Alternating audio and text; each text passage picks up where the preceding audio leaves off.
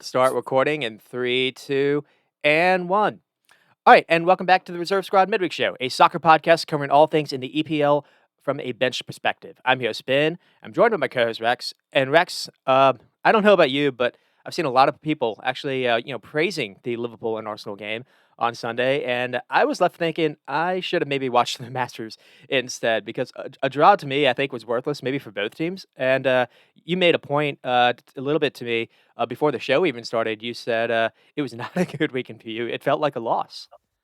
Yeah, especially after being up 2-0, it looked like everything was really looking pretty good, and then the second half was a completely different game. And Mhm. honestly, Liverpool easily could have won. We had the Salah missed PK, and then we had some late Ramsdale heroics as well. So Really did. I don't know. Maybe in the end, Arsenal will be happy that they got that point, but right now with City and the way City have been playing, it definitely feels like it's 2 points dropped, and it could be a big 2 points dropped.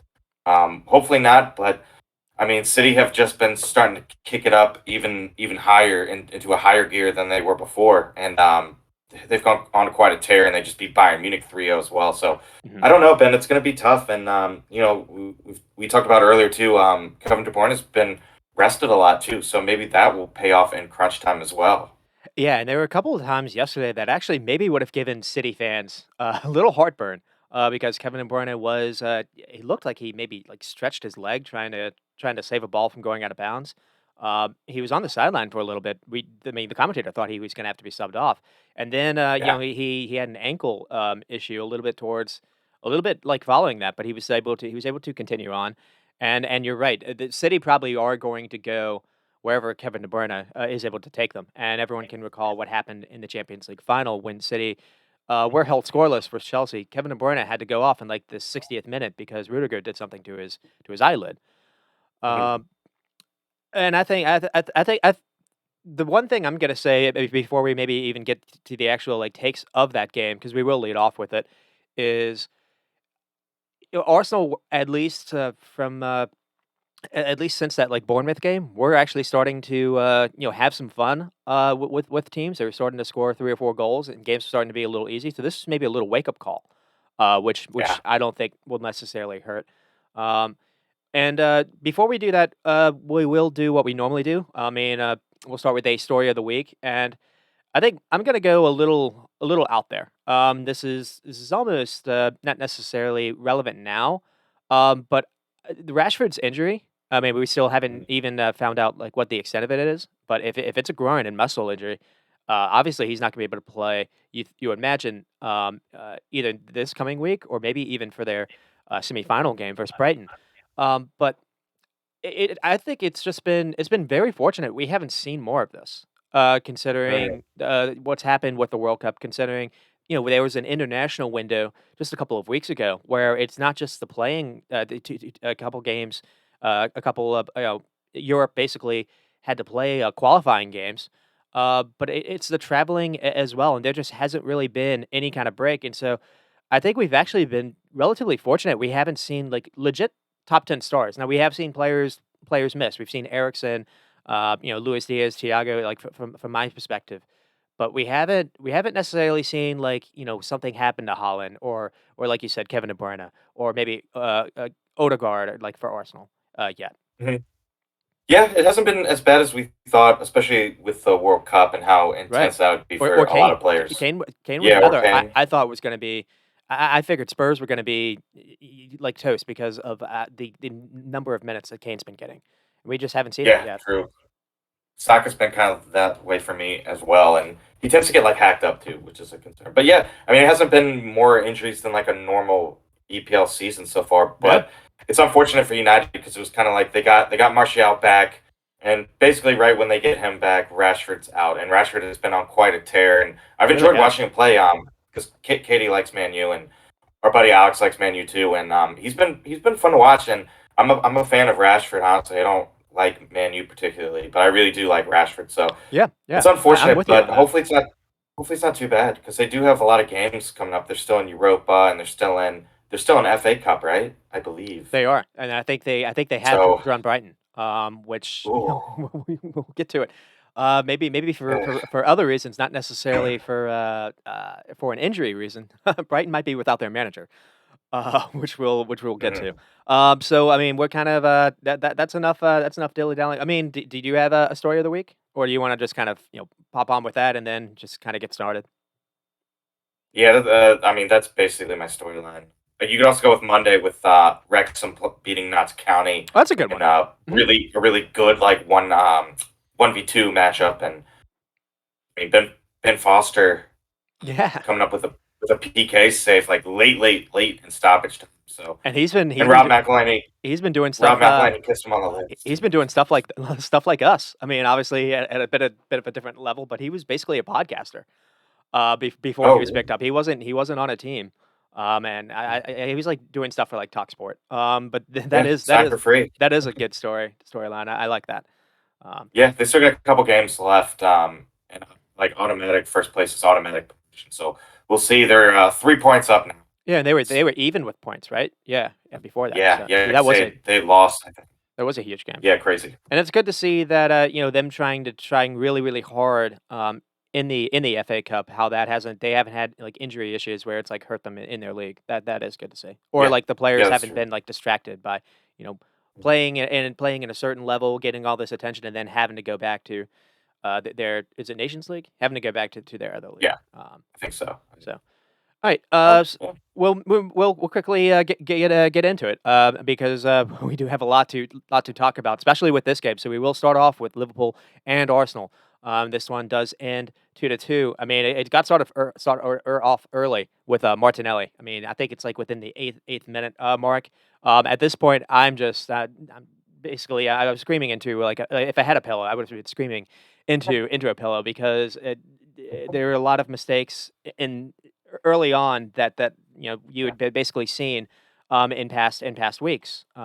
It's Robertson getting undone by or basically slipping. It's Virgil van Dijk not engaging. It's Trent getting caught by someone running past him. And then Jesus was able to get a second one in basically the 20th minute mark, and this was a fantastic cross by Martinelli. And it's another instance where Trent is caught not defending. Kanate is forced to go all the way back to basically be the recovery right back at that time. And I thought Kanate actually did a good enough job to at least somewhat recover and stop Martinelli from being able to go at Allison. This is a pin perfect ball by Martinelli. It seemed like he recognized, well, if Kanate is defending me, he's not in the box to defend across, and he gets all he has to do is get the ball over Virgil van Dijk, and he does. And Gabriel Jesus does a really good job to create enough space to be behind Virgil van Dijk, but also be in front of Robinson, and it's a really good header. Um, and then out of Yeah, nowhere, Martinelli was playing really well too in that first half. Goal. Did he get? I think he got the assist as well. So yeah, he was playing really well. He's been pivotal. He's got just like a boatload of goals and assists this year too. And then out of nowhere, Salah somehow, some way is able to make this 2-1. And after it got to 2-1, really everything really did change. But there was something that happened before that, which we're going to get into with Granit Yeah, Xhaka. And then yeah, Firmino was able to make it 2-2 in the 85th minute. Klopp actually did something that he normally doesn't do. He did bring on basically four attackers. He went for this and was rewarded for it. And then, like you said, that final 5 minutes in extra time was bonkers. Ramsdale made mhm, two or three miraculous saves, like yeah, truly world class saves. The one, absolutely. especially the one on Kanate, I have no idea how that didn't go in. There was one on Salah as well. So I think just to do just a quick recap, I think I said this to you before we even started. It felt like 3 or 4 games in one. Yeah, With the it early really 2 goal did. lead and Salah getting one back. Liverpool really did start the second half well, also, and like you said, the Salah miss PK just completely killed the mood. That was basically kind of telling to me because it seems this entire season Liverpool have given fans or I guess outsiders reasons to think that they're back, and then it's basically 2 steps forward, 1 step backwards at times. They haven't been able to Yeah, keep that momentum this entire season. So it is. yeah, that's true. I do think that was maybe fitting, and yeah, it was just crazy to see how Arsenal were the team hanging on to dear life, and we're going to get to the stats. Some of the stats from Arsenal really did blow me away. Where Again, I mentioned, I think last week, how I was worried that game was going to be just Arsenal playing keep away in the second half because Liverpool don't have legs to really win the ball back, and almost the opposite was happening. Arsenal was not able to get out of their own end at all, and the passing numbers were stunning. So, I think Yeah. maybe we'll lead off is, do you think this was the magic of Anfield, as they say, or do you think there was maybe something else? No, well, yeah, it's a little bit. I think Arteta's subs weren't timely. I would say Zinchenko got subbed after making the mistake for the game time goal. Yeah. Maybe should have been subbed before. But a lot of it is Anfield. I think at 2-0, the crowd was out of it, and then that Salah goal right before halftime. It's a huge point in time in the game to give you something.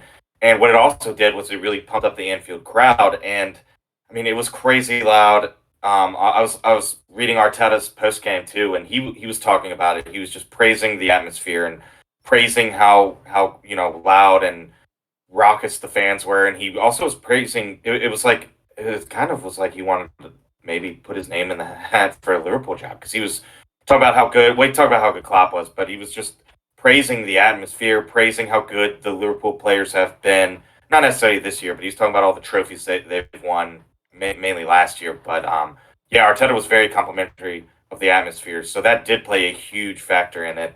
But it was some mistakes by the Arsenal players as well. So it's a little bit of both, I would say. I mean, going back to the All or Nothing, one of the things that Arteta did, people kind of made fun of him. But looking back, maybe it was kind of a cheeky idea, kind of outside the box thinking. When they were training, there he was playing "You'll Never Walk Alone" in the background, just to kind of Oh, right, right. annoy the players' heads. So it does feel Yeah, like he does he kind of senses that. But it is weird because I recently saw a Real Madrid handle Anfield with ease, and I've seen Brighton handle Anfield with ease. yeah. This was different. I think, and it almost felt like Anfield was dead until that Granit Xhaka yellow card, which honestly that almost did change the game. I think NBC kind of Yeah. touched on that as well. Normally, I kind of side eye that kind of stuff. I think they're right here, and the only thing I can think of is, or something similar happened with Arteta, basically a year ago when Liverpool and With Arsenal Klopp, played right? again with Klopp and Arteta. Yeah, Like Arteta, yeah. basically went chest to chest with Klopp. That's right. And that game was, I think, 0-0 at that point as well. Liverpool ended up winning, I think, 4-0 or 4-1. And it just that completely, re-energized them again. Hmm. Yeah. I mean, to go to the lineups for Liverpool. The thing that was interesting was we didn't see Harvey Elliott, but basically we saw I thought the same thing. I'm gonna get to a joke later on with like a meme joke, but we saw Henderson, Fabinho, and Curtis Jones. Thiago was finally back, and Thiago made a difference in the second half. But Yeah. Thiago being back and fit, I don't I didn't agree with not starting him, and it was interesting to see Gakpo over Darwin Núñez, and we'll get to this again. I did not think Gakpo had a good game, and we saw Jota get a start at basically left wing, and and we saw Jota and Jota played a big role in Liverpool's first goal for Salah, and maybe one mistake I think Klopp made in the second half was taking Jota off for Darwin Núñez. I think maybe you could have taken Gakpo off and kept Jota on, Mhm. which we'll get into as well. And then we saw Trent and Andrew Robinson return back to the starting 11 after they got a little rest versus Chelsea. And I think maybe Klopp did make a mistake a little bit playing Trent. To be honest, I think this was a game to play Joe Gomez because again, for all the things that Trent offers offensively, you see you saw the good, in this game in the second half, Mhm. and you saw the bad in the first half. Yeah. Yeah, yeah, that's true. But I think it says a lot to be able to put away that 2-0 deficit and just play like it's 0-0 and to have that fight back spirit and to be able to come back against, by the way, a team that's in first place in the Premier League. I mean, Yeah. so yeah, like I think yeah, I mean, there's lessons to be learned from it, but I mean, it should be a good character building win. Or, well, not a win. I keep saying a win because it does feel like a win after being down 2-0, but it'll be a good point, I think. And I mean, we'll see if they can build on it. There've been some times this year, Ben, where they've had some good wins and they start to put together a streak, and then there's another slip up. So I don't know. We'll see. But I mean, what would be like the end goal right now for y'all in terms of See, that's that is would your that rugby league be fine, or that that you is know the problem because no, I really don't. If they don't get Champions League, I want them to finish ninth. I don't want them to have to deal with that kind of travel. that crappy I think it'll be a tournament? distraction. Yeah. Obviously they'll take it. They'll take whatever they can get. To be honest, I think that was going to be a point I was going to get at later on. Is a point here is almost worthless. Now you can maybe build on the momentum, but I think the gap now is 12 points Yeah, 12. because of what They, Newcastle and Man United and even Spurs were able to get big wins yeah, on the weekend, and so and Villa's on a roll. because of what they've done leading up to this, they really don't have they don't have any more lives. Like if you're a cat, you used up all your lives, essentially. You've had ways to avoid this, and you don't have room for error anymore. And so I take a different opinion, to be honest. I don't think this was a good result. I think there's a reason why Klopp actually went to 4 attackers in the second half. He it seemed like he understood, no, they needed to win this game. They need to win every Mhm. game. That's the only thing they can control. You can't control if Yeah. someone's got a 10-point gap on you. You can't control what they do, especially if you don't play them. They've already played Newcastle. They've already played, or they do have Spurs. They've already played Man United Ooh, two times. They've already played City two yeah. times. Um, and Yeah. so yeah, the frustrating thing to me is, again, you saw what could have been maybe this season. You saw maybe Yeah.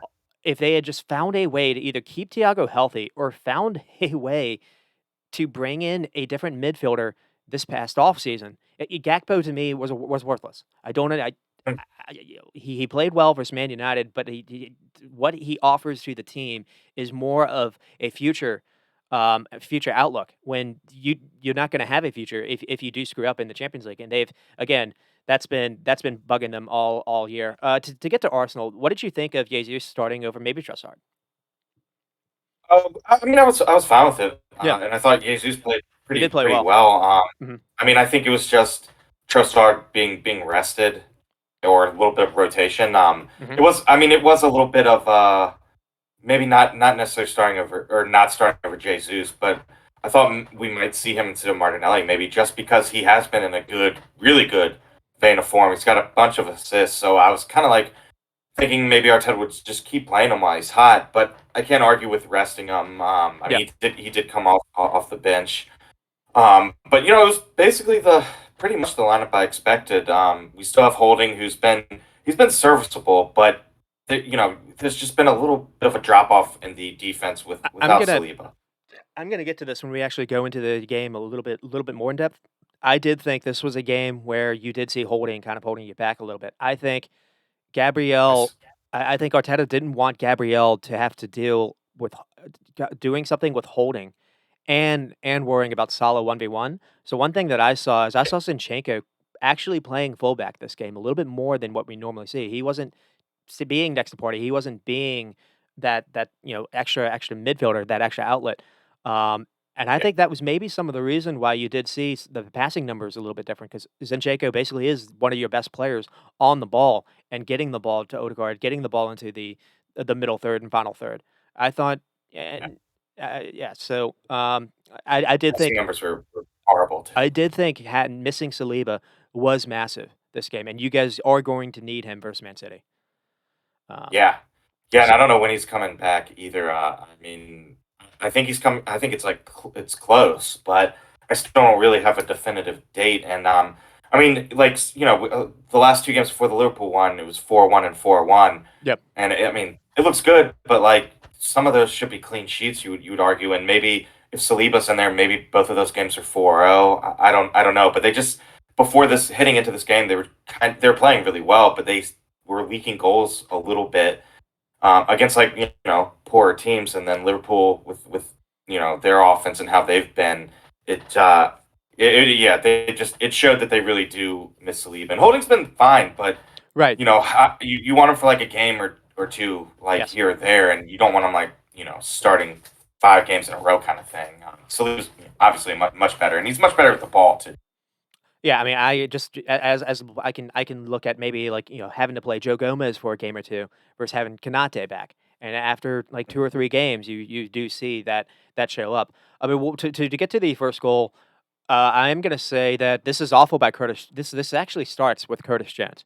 Curtis Jones leaves the space to press basically the center back on the opposite side of the field. I think he's pressing Gabriel. And so what happens is, and this is caused by Gakpo being reluctant to press high. So Curtis Jones is like, well, I guess I'll press. And what he's doing is he's leaving that left midfield spot completely open. And what Arsenal are able to basically, it creates a fire essentially, where Robinson and Virgil can't put it out. But Saka recognizes, okay, well, he can actually basically run into that space and, Robinson doesn't necessarily wanna follow him, so Saka is able to get the ball, in a spot that hurts Robinson, and then Robinson trying to make, trying to do a recovery, slips. And then from there, Saka just is able to run at Van Dijk, he squares it to Odegaard. Odegaard then tries to play a pass that Van Dijk, I think he sticks a leg out to block it, but the rebound then falls to Martinelli, he's able to put it away, but you know, no one does well here, I think, from my point of view. And again, it starts with Curtis Jones. I said being something I shouldn't say, but just maybe being too aggressive or just being maybe he tried to do more than he should have. But I also think it was caused by Gakpo. Gakpo, when I've seen him, has not been a good presser, and I think you saw that a little bit versus Man City, and you saw it again today or Yeah, that's a good this point. game. Maybe it just will take a little bit of time with him, with Klopp, like just to really get that the gig and pressing system down. Because the Maybe people because he did just get there in January, but I keep hearing that he's been brought in to basically be Firmino's replacement. And that sounds good in theory. And you see what he can when he gets the ball at his feet, he is good. He's a good ball runner. And he's so long. He can make up a lot of ground. He's not necessarily fast, but he can be well, he's not necessarily quick, but he can be fast. He can blow yeah, by center backs, and he's good. He is good with the ball at his feet. But the thing that made Firmino so special was his understanding of when to press was immaculate for like 4 or 5 seasons. And you yeah, just that's true. it's what you do without the ball these days. It matters just as much with it. And Liverpool, that's been their bugaboo the entire season. They haven't been able to win the ball back nearly enough. We'll get Yeah, to. I mean, Arsenal again could have kind of blown this away. There's another good chance I think in the 14th minute for Jesus. And again, you see Curtis Jones not understanding Martin Odegaard is a player that plays for Arsenal, and he's been pretty good this season. And he's not marking yeah, him. Robinson is forced to mark both Odegaard and Saka, and again, he's forced to cheat a little bit. And Robinson isn't able to get back in time to stop Saka's basically back post cross. And Gabriel Jesus just kind of misses connecting on this. I mean, he probably should have scored on this. And again, it's Trent Alexander-Arnold falling asleep to a back post run. And if any kind of contact or better contact, or if Jesus is able to arrive earlier, this goes back in that as well. yeah, yeah, absolutely. And I mean, this game too was a bunch of like, I mean, missed chances, but more just like I don't know, like near misses for me. And I mean, a couple big saves by both keepers and things like that too. So it really was like 5 or 6 different games in one because you had good finishing and you had some bad finishing. You had good defending and you had some bad defending. And then, Different halves and things like that were yeah. crazy.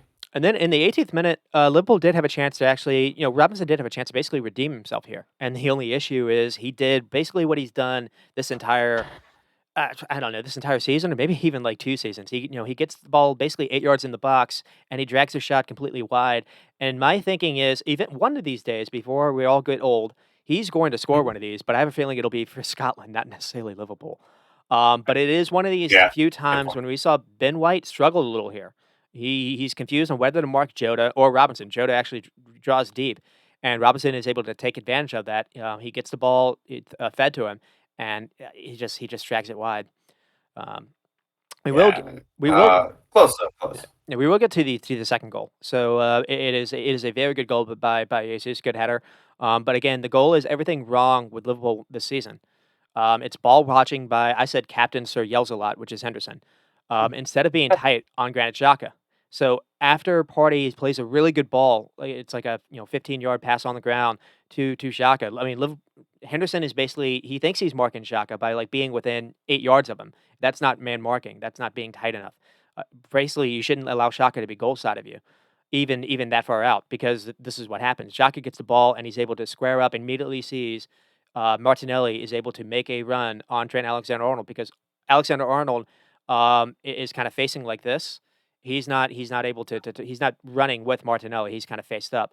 And so Martinelli is able to get behind him again, and then from there, Konate is able to recover. I mean, yeah, kind of what I mentioned before. He's able to recover against him, but Martinelli is still able to kind of cut in and get the cross off before Konate can stop it, and it's a perfect ball sent in that splits Virgil and Robinson, and it's a really good finish by Jesus. Yeah, it was a great finish. Great ball too. I mean, Jesus is starting to heat up too. He's just coming back from injury basically as well, and he's starting to get some goals. And there was a little bit of a dry streak before he got hurt too. He wasn't really scoring after scoring five in like the first couple months. So it's good to see him back healthy and putting goals away again, especially with Nketiah being out. And Nketiah's, I think he's out for a couple more games as well. And they don't really know when he's going to be back either. So it's That's huge to have Jesus back. Yeah, that's true. I almost kind of forgot about him a little bit. I Forgot. I I Yeah. I was starting to think maybe he would just be the odd man out, but then I looked, oh no, he's been injured for all this. Um, Well, they said it was just like an ankle knock, so I didn't think it would be that he would miss that many games, but it's turned out he has missed quite a few. yeah. And going forward, especially given you also have Balogun on technically on the roster as well. I Yeah. don't know what Arsenal are going to do next year, but that's not the worst problem to have, to be honest. So I don't really feel sorry for Yeah. you guys or Arteta. Oh yeah, absolutely. Yeah, it's a good problem to have. Yeah. Um, Well said. And so, moving on to this is the point I think I mentioned it before, but I do want to like kind of highlight it again.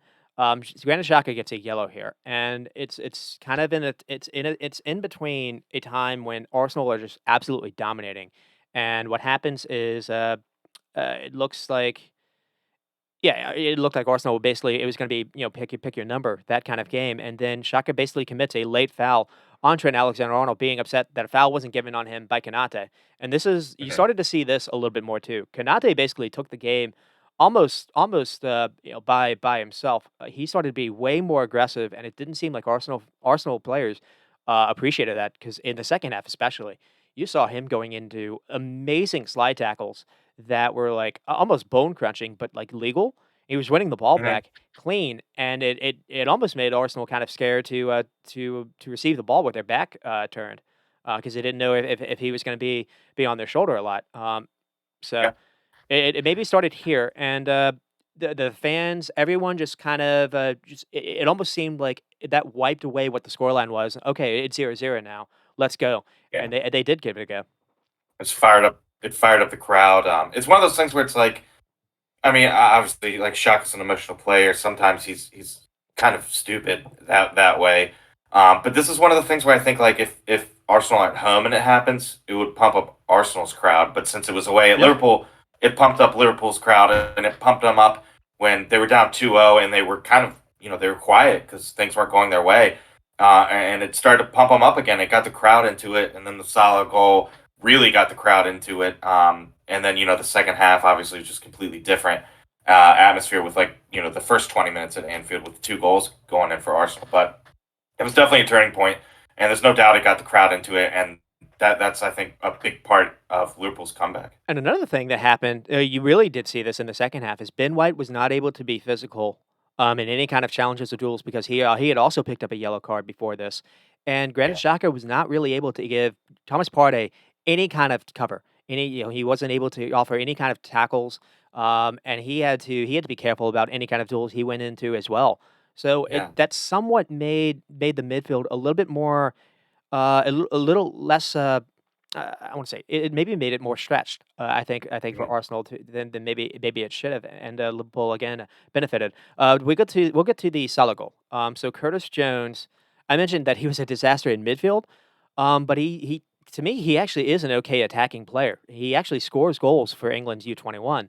And so what happens here is it almost seems like him and Jota like switched a little bit. Jota is playing deeper and he's able to get the ball and he has a fantastic kind of split pass that basically splits two Arsenal players going to do Jota and he's able to find Gakpo.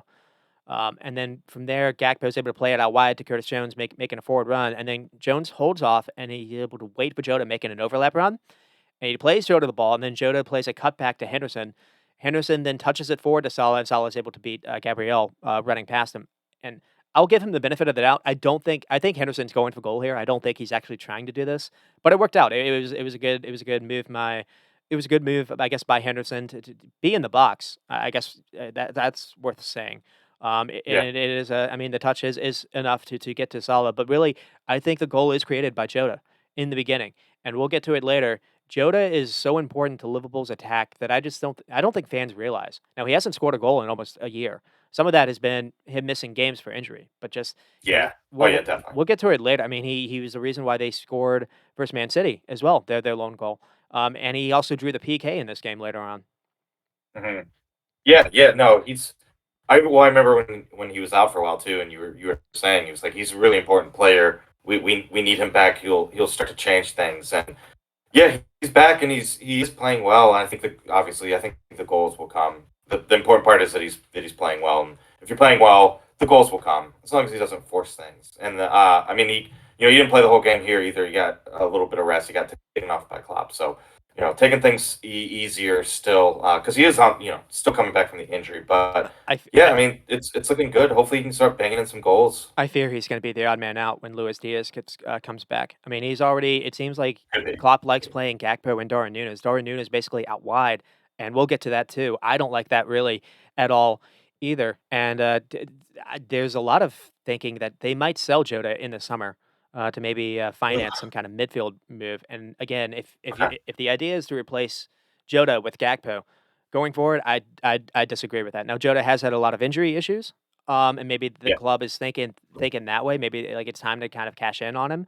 But again, I'm wary. And then right before halftime, Henderson basically it almost seemed like Liverpool had a chance to even tie this. So Henderson has a shot that goes over the bar. But here that after again, it almost coincided with that Xhaka yellow because you're seeing Liverpool first every loose ball. You're seeing they're keeping possession in Arsenal's penalty area, preventing Arsenal from being able to clear the ball. Um, and then after basically a cross from Jota, Ramsdale basically pairs it away, but the ball bounces on the ground like 8 yards away. And Henderson, it falls to Henderson. Henderson tries to hit it. He does have Party flying into him, so I'll give him the benefit of the doubt here. But if he needs to keep this down because he's been awful all season, this would have been a way to kind of redeem him. And well, that's how the season's gone. Yeah, but it was a tough chance, Ben, and you're right to mention like the amount of pressure that Partey was putting on him, and Partey running at me. I mean, that would scare me too. I know Henderson's obviously an experienced vet, but yeah, it was. He probably should have scored. That experience also, like you got to finish better when you get the chances. But yeah, credit Thomas. He's a huge piece to Arsenal in the way they play. Really, really is. I keep hearing people talk about, Saka or Martinelli, which I understand is like Arsenal's player of the year. I've heard Ramsdale mentioned, which is to be fair on that end. I think it's Yeah. Partey. I really do think it's been Thomas Partey the entire season, Yeah, and because he that's a good just point too, he just Ben. does things Because that sometimes, like, yeah, yeah, you got I was just gonna say, like, sometimes, sometimes Saka doesn't have the best game, or sometimes like Martinelli doesn't have the best game, or Jesus or whoever. But if Thomas is healthy and playing, he seems to always have a good game. So he's very consistent. The only problem is obviously his injury concerns. and So you know, that's been one thing you guys have been able been to get away huge with all season, and that's maybe the reason why for the Arsenal most are part. like 20 some points higher than they were last year. Is you have had Yeah, Partey for the most part. I think maybe he missed a couple games, but he hasn't been out a lot. And yeah, missed like a couple like precautionary kind you've of been able yeah. to avoid him getting hurt playing for is it Ghana playing for his national team as well. Yeah, Um, yeah. And he almost did get hurt too in the first of the two games, and he was rested the second game. thankfully. I think their manager's like Chris Hughton, I think, or something from Oh, I didn't know that. like number Yeah, QPR and yeah, yeah. I think so. Hmm. So he rested him at least the second game, thankfully. But yeah, I mean, Thomas is a big part of how they are, how they're doing, and I mean, he doesn't necessarily get like the goals and assists like Saka and Martinelli. That's why like you look at the eye popping assists and you're like player of the season. But yeah, if you actually like watch the Arsenal games, you know how important Thomas is. The second the for the reason Arsenal scored that second goal, yes, it's a fantastic cross by Martinelli. It's a good header by Jesus, and it's a good ball by Xhaka to feed Martinelli. But it happens from Thomas Partey first getting the ball and looking up and being able to play that 15-yard pass now. And the reason why that's important is because he's able to play it to Xhaka to his feet, and they're able to kind of move that way. You see so many DMs these days just want to get the ball out of their feet as fast as possible. Yeah, So true. it's just Yeah, that's true. having a ball playing defensive midfielder is everything these days. You got two players in one, and you see sometimes teams play with a pivot because they don't have that. They need to have a controller and a defensive midfielder. You're seeing Chelsea kind of have that issue now. Enzo is the Yeah, controller. yeah, Enzo is not a absolutely. defensive midfielder. Mhm. Anyways, you're getting a little sidetracked. I mean, the second half, there's a chance actually early on for Salah that I think he needs to go with his right foot. He tries to go with his left, and he hits the side of the net. And then the Salah PK miss. And again, this sums up a little bit more of Liverpool season as well, where it seems like they have Yeah, a chance to really build on some momentum, maybe tie the game. I mean, the issue here, I think, is it's back to back PKs where he's failed to hit the net. He's not mhm. making the keeper work because you can remember what happened with Bournemouth, and it is unfortunate because I mentioned last show that it's not fair for fans to go after Salah, and I'm not going to say the contract or whatever is why Salah's missed this. Now, it is worth saying that Right. he didn't train in the midweek in the week. Uh, you know, I think to rest him for Ramadan, which I understand that, but it is just unfortunate that this wasn't converted. And Ramsdale did have some antics a little bit before the PK, and I did think it was a soft PK to be fair. Yeah, well, yeah, that's yeah. It was softer, but it was one of those things too where like they went to VAR and I just knew I was like, well, I mean, there's contact there, so you're not going to overturn it. So yeah, like I can't be like that mad about it. I mean, it was soft, but it was kind of clumsy as well. But yeah, I don't know. I mean, Salah did everything well, but hit the target. I mean, he went hard and low. It just was like fractionally off. So I don't know. It's a possible concern going forward because he has been pretty good on PKs normally, but I wouldn't worry too much about it. And he did score obviously one of the goals from open play here too. So we'll see going forward. Maybe he doesn't take the next PK though, Well, Ben. I don't know. What do you think? it's weirdly been, I don't say it's been a rarity actually that Liverpool had PKs, actually this season. That there's been a lot of talk about that, but it's not just this one versus Bournemouth. He also missed one. He might have been the last PK even Liverpool had. Liverpool went almost like a year without getting a PK. He missed one versus Leicester. Now that one was saved. Yeah, But it seems these days your PK taker almost needs to do that goofy, hesitation where you make the keeper yeah, the move, hop or whatever. the Tony thing. Because what Yeah. Salah does is he just runs up and hits it as hard as possible, which he tries to pick a corner. Mhm. Um, and Yeah, now people are trying to get the keeper to dive, and then you go the opposite way after the keeper starts to dive. Yeah. it's a Also, like, not Tony. That Salah missed that African Cup of Nations final PK against you're right, teammate at the time, Mane. So, and that wasn't in the final. I mean, Salah missed it that. was was it semifinals? No, you're right. Well, they played Senegal in also like a World Cup qualifier, which Senegal also won, which also went to Oh, right, right, PKs, right. and that was when you had the stupid light show. But you're right, Oh, yeah, in his face. Yeah, Salah missed in that one. I blame that actually on the stupid light show. You're right. yeah. Salah, I think, did miss in the Cup of Nations final. So Yeah, I this can't remember if the keeper saved it or if it was a miss so completely. this is Can't starting to remember. be. You're right. This is starting to be a little bit more of a pattern. And maybe that is something for Klopp to kind of think about. Yeah, maybe someone else has to take him. Yeah, who knows? And I mean, and that isn't the reason why Liverpool weren't able to win because Nunes had a pretty bad miss, a 1v1 miss as well. I mean, Firmino had just come on at this point, and he does amazing to actually win a 50-50 ball. He gets it to Salah, and Salah plays a very perfectly weighted ball to Darwin Nunes, kind of streaking upfield. And again, this is where Holding was a liability. Holding wasn't Oh able yeah, Holding was able to wasn't able to keep up with him, and Nunes just couldn't make it count. I think the first touch with Nunes, he gets the ball under his feet, and from there he's not able to try to chip Ramsdale. Ramsdale does amazing to come out, and he gets low. I mean, it's not like Nunes kicks it right to Ramsdale. He actually does go a little bit to the side. Ramsdale just has an amazing quick hand. It's at his first of yeah. many amazing saves by Ramsdale.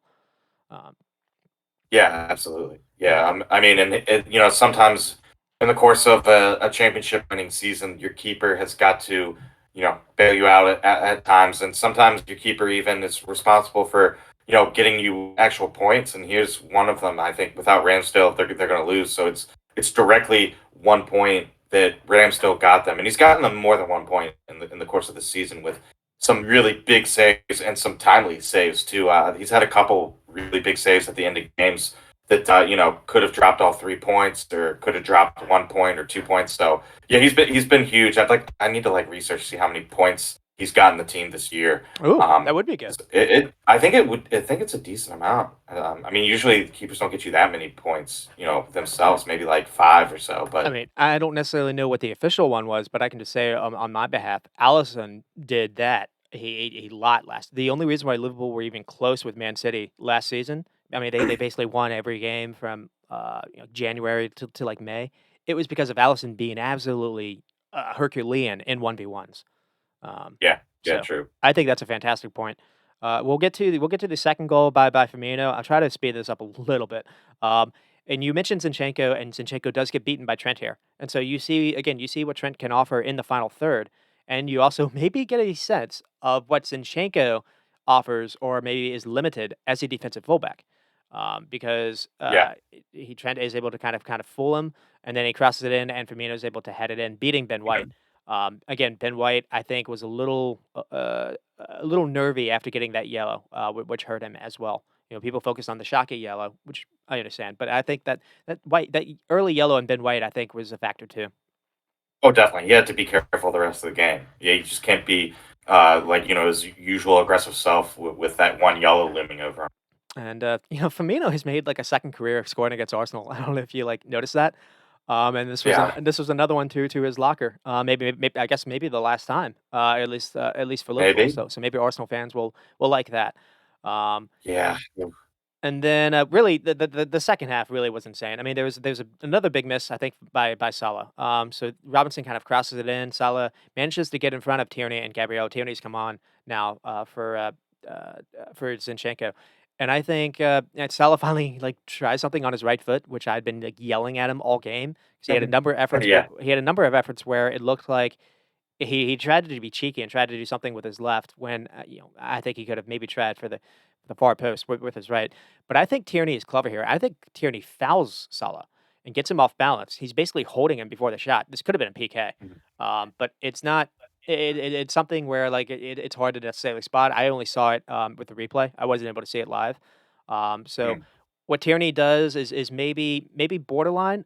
So I basically put down it's not exactly illegal or legal what Tierney does, but it works, and I think it does put him off because Salah's almost, if you look, he's almost like off balance and leaning back when this Yeah. happens.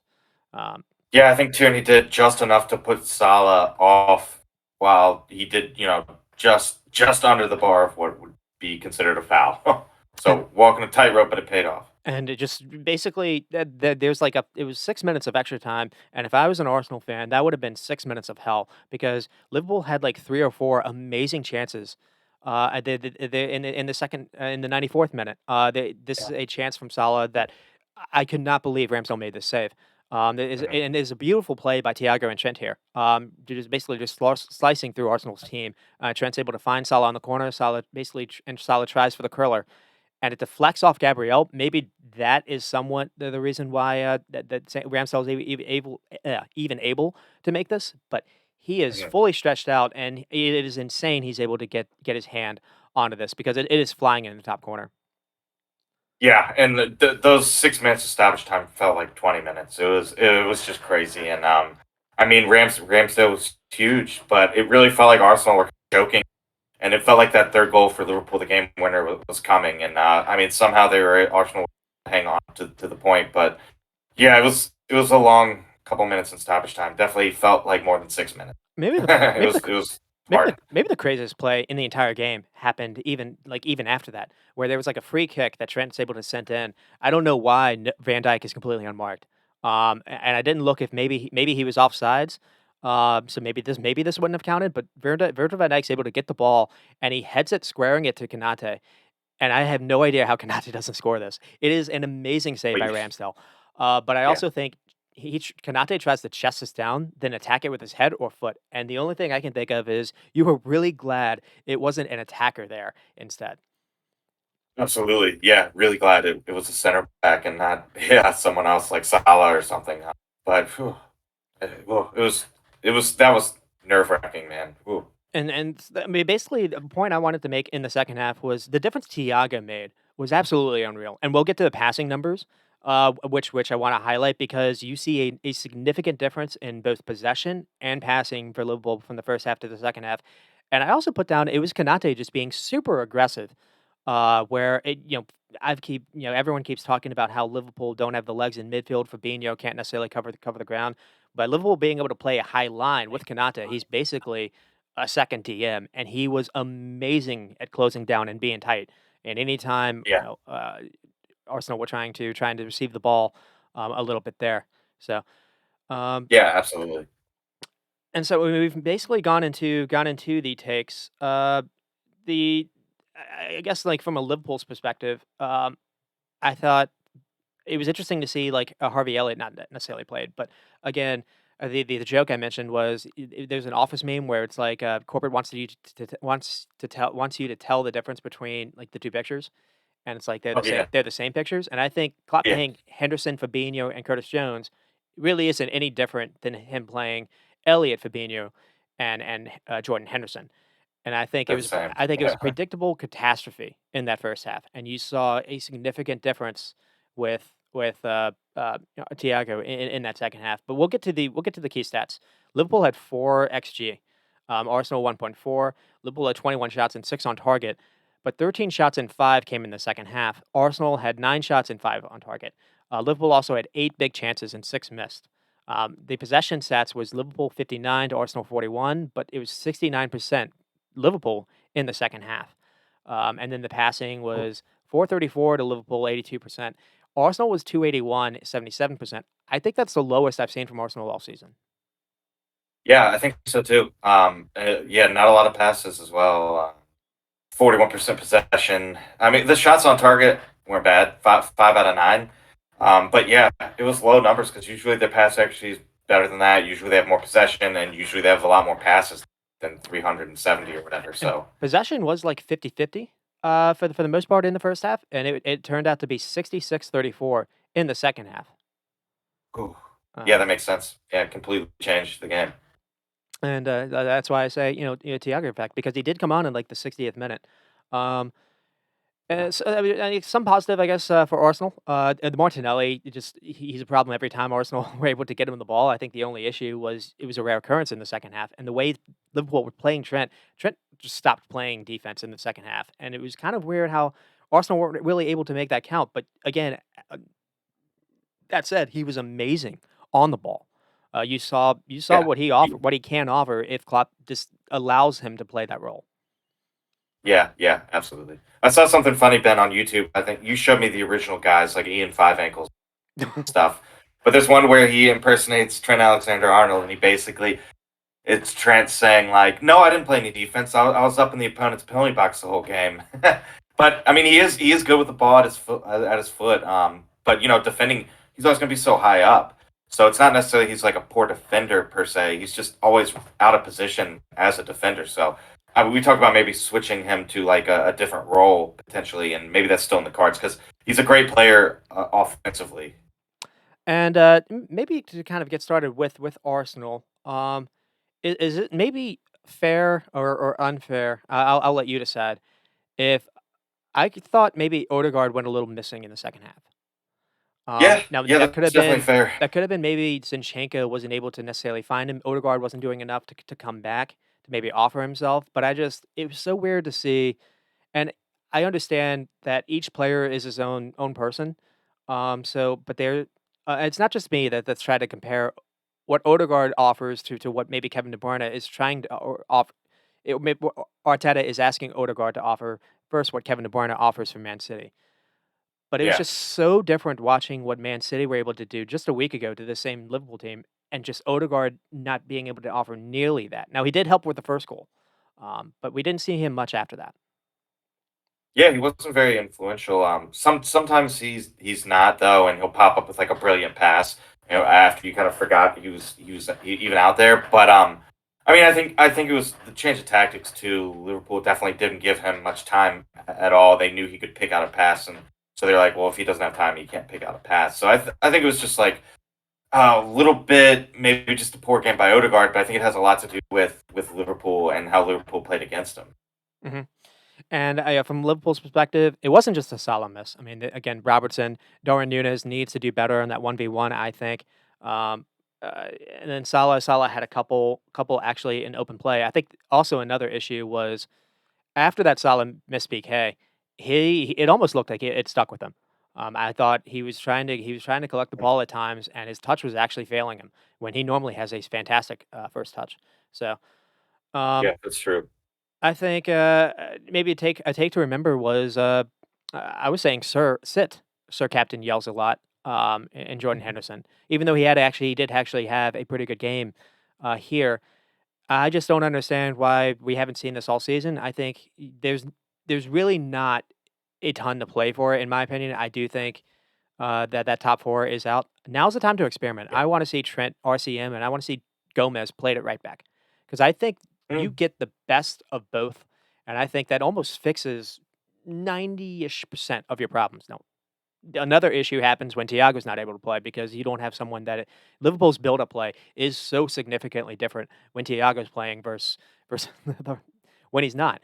Because yeah, in that first absolutely. half, the reason why Arsenal were actually so good is Liverpool could not pass and not keep the ball when they were trying to pass from the back in the first like Yeah. 20-25 minutes. And what they ended up doing is they ended up just going long, and they were actually able to kind of win second balls going long. But Yeah, able to change tactics though, and it's always like something different wrinkle you can try at halftime when things aren't going well, and that's kind of like what Klopp did. because I put down Liverpool's build-up play was Nottingham Forest-esque, for the majority of that first half, and I don't think that that's an over exaggeration. Um, let's see, and Yeah, again, and I kind of mentioned it also that yeah, it's hard for me to you seem like I should be a little bit more upbeat than I am, but it's hard for me to kind of get up for it because I do think they're desperate at this point, and so I yeah, do look at that as 2 points dropped. Um, yeah. They needed more than a point. Yeah, for sure. Point just and doesn't do much. I mean, they have the last four games. They got two draws and two losses. Last four games only 2 points. They need a win for sure. and one of the losses was Bournemouth. And Yeah, I think the only reason that for my optimism, or to have optimism at least to be like, oh, maybe they could build something, is because you got Kanate back and Thiago back. It wasn't like Klopp did something different tactically. It's not like Fabinho or Jordan Henderson all of a sudden turned into different players. They're still what they are. right. Um, Yeah, and I also do think Klopp messed up a little bit in the second half. But one, starting Curtis Jones over Thiago. If Thiago was good to go, he should have started. I know you're trying to Mm, ease him back, but it's too big a game.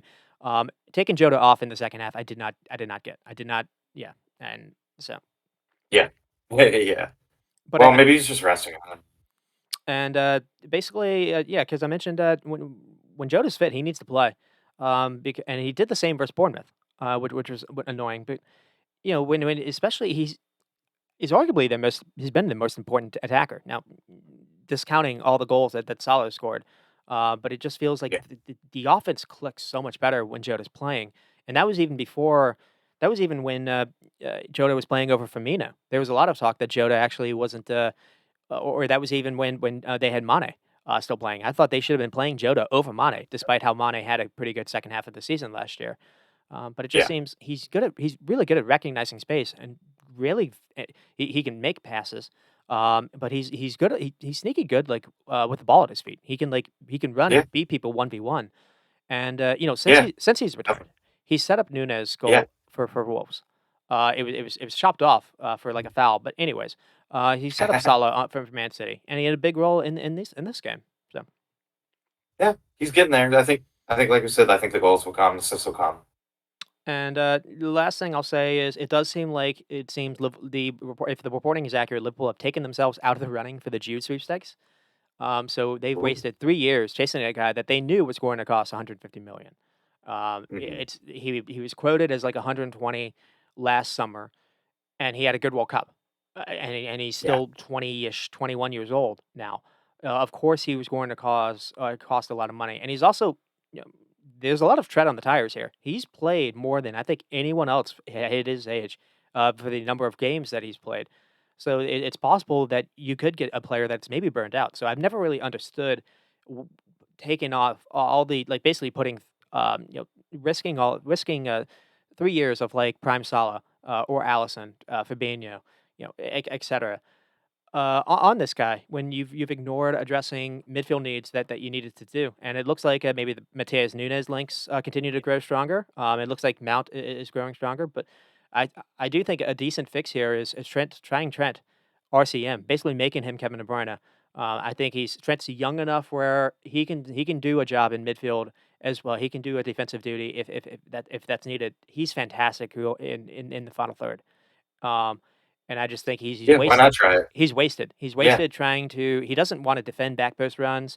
Um, what's annoying is he was amazing. People aren't gonna realize this. He was absolutely world class defending last season. The only I think he was player of the game in the FA Cup final versus Chelsea with some of the defending that he was doing. So it's not just like he's always been this way, but this season the right. fans that have been mocking him have been right. And I just think there's no reason to continue on with it. I think Gomez can do a job at right back. I thought what he did with Chelsea was pretty good, and it seems Gomez is. I never thought Gomez has really been a good center back, anyways. So this is a way to keep Joe Gomez, go and Gomez has a pretty good cross on him as well. So you can still get a fullback bombing forward and getting balls in. So I just think it Yeah, fits. you might as well try it. Yeah. Yeah, you might as well try it. You got nothing else to play for, really. And Go then, for it. if nothing else, before anything that they do, they need to hire a sporting director because it can't be Klopp. We've obviously seen that has been a mistake. They he recognized that Chouameni was a player that existed, but they weren't able to like move on after they weren't able to get him. But Yeah, you look at Arsenal. Arsenal's a really good example. Arteta didn't build this Arsenal team. He had Edo kind of help him out. I think Liverpool need this. So you do. Yeah. you do. There we go. Yeah, absolutely. Kind of. Wenger had shoot, crap, I can't remember. But Wenger had a guy. Um, oh, I'm mad. I can't remember his name. But David Dean, and he would go Oh, out okay. and basically get all the players Wenger wanted, and then he ended up leaving, and that's kind of also when the quality and players at Arsenal were getting kind of dropped off. Also because Emirates Stadium, they were kind of I rem saving money. I remember they were saving But money yeah, with the he was kind of stadium. that guy too. Yeah, and Uh huh. Yeah. Liverpool have But been David Dean would go out and get those guys Wenger wanted. Liverpool haven't necessarily been, building a new stadium, but what they have done is they've been renovating Anfield to try to add more seats. I don't know if maybe that's Yeah. been a reason why they've been, saving up, financially as well No. because Yeah. they went so many seasons without doing something in the transfer window when, like, any fan worth his bottle would have been like, "You need to keep the squad fresh, especially the way you play. This gegenpressing you cannot do with 30-year-olds that have played for 4 years." Right. Um Yeah. No, it takes too much out of the way. And then, so we'll move on to maybe the second game of the week, or maybe game of the week. The way I built it up last week, I think it held up to it with Brighton and Spurs. Son gets it off started with a insane goal. This is like one of those like FIFA X game or Xbox game curlers. Yeah. This Yeah. is this Oh, is yeah. gorgeous. Where the keeper's full stretch and can't get anywhere near it.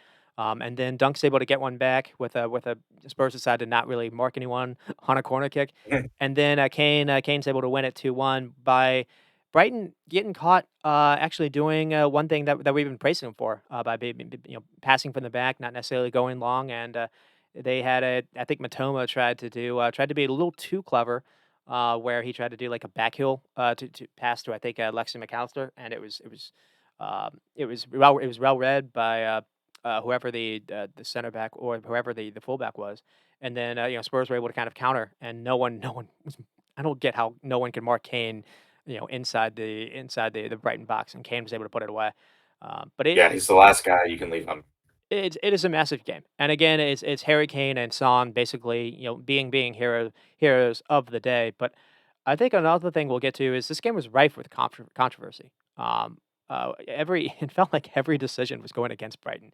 Not to say that I was rooting for Brighton because I don't want Spurs to get points right here. There was a goal taken away, and I think there were two PKs arguably ignored, maybe even three. And Hmm. another thing to say is we had both managers sent off. So I don't know. Maybe we'll kind of lead off there. I mean, what did you think of De Zerbi's antics, pregame, and then the entire? Have you seen a game where even both technical sides just kind of like went after each other and basically started I Yeah. don't know, a UFC fight? Yeah, I don't know what started everything, but it was before the game. Zerbi got into it Yeah, with Stellini, and they're both Italians. I don't know what was going on, but De Zerbi was like pointing at him, and they were yelling at each other. So I knew that this would be a feisty game when I saw that before the game even started. The managers are yelling at each other. I don't know. I don't. Did you hear what it was about? Because I'm very curious. I haven't really I don't think researched it, but I don't think they've come out with it it. was Like, good. Deserbi was asked about it, and he was like, he was weird. He was like, "I just want to be respected." And then Stellini was asked, and he was like, "I'm a temporary manager. Why would I want to like lose games?" I feel bad for him to be honest, because he's not the full time manager. I don't know if he's ever been, because he's always been Conte's kind of assistant. It's also kind of weird. You sit Conte out, but you keep his assistant. But, Yeah, yeah, because he only has a few games to, like, have these memories, and you've forced him to miss a couple. You missed that half, and I think he's gonna be forced to miss the next game, and he's sent off, really. yeah, it's gonna be All this stuff Ryan was Mason. all this stuff was happening, and he's, like, he's standing away from it. He's, like, not involved. Um, Yeah, yeah, I don't maybe he said something. I It was a fiery atmosphere. Couple yellow cards too. We had 4 yellow cards in the game, so it got and we had a Danjuma signing too for Tottenham. it got well, there we go. Yeah, because yeah, it get a little physical. I mean, I think both sides recognized what was at stake here because Brighton had a chance to really get one on Spurs, maybe announce themselves in a way, and almost the opposite happens where it's a crushing way to lose. And then yeah, despite I think outplaying Spurs for the majority of it, and then two, you're possibly not going to have your manager for a gigantic game versus in the FA Cup coming up.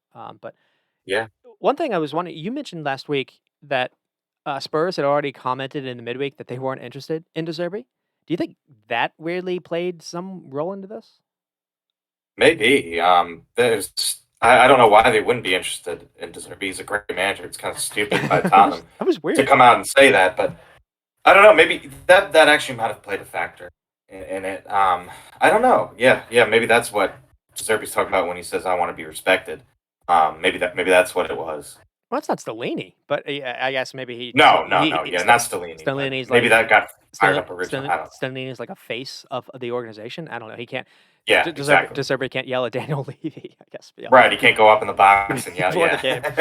Yeah, I mean, yeah, the first goal from Son is an absolute worldie, but what happens, I guess, before that is Perisic gets the ball and draws basically two guys onto him, and then he finds Son, and Son takes kind of a few touches to create a little yard of space, and then arrows in just an insane goal from distance.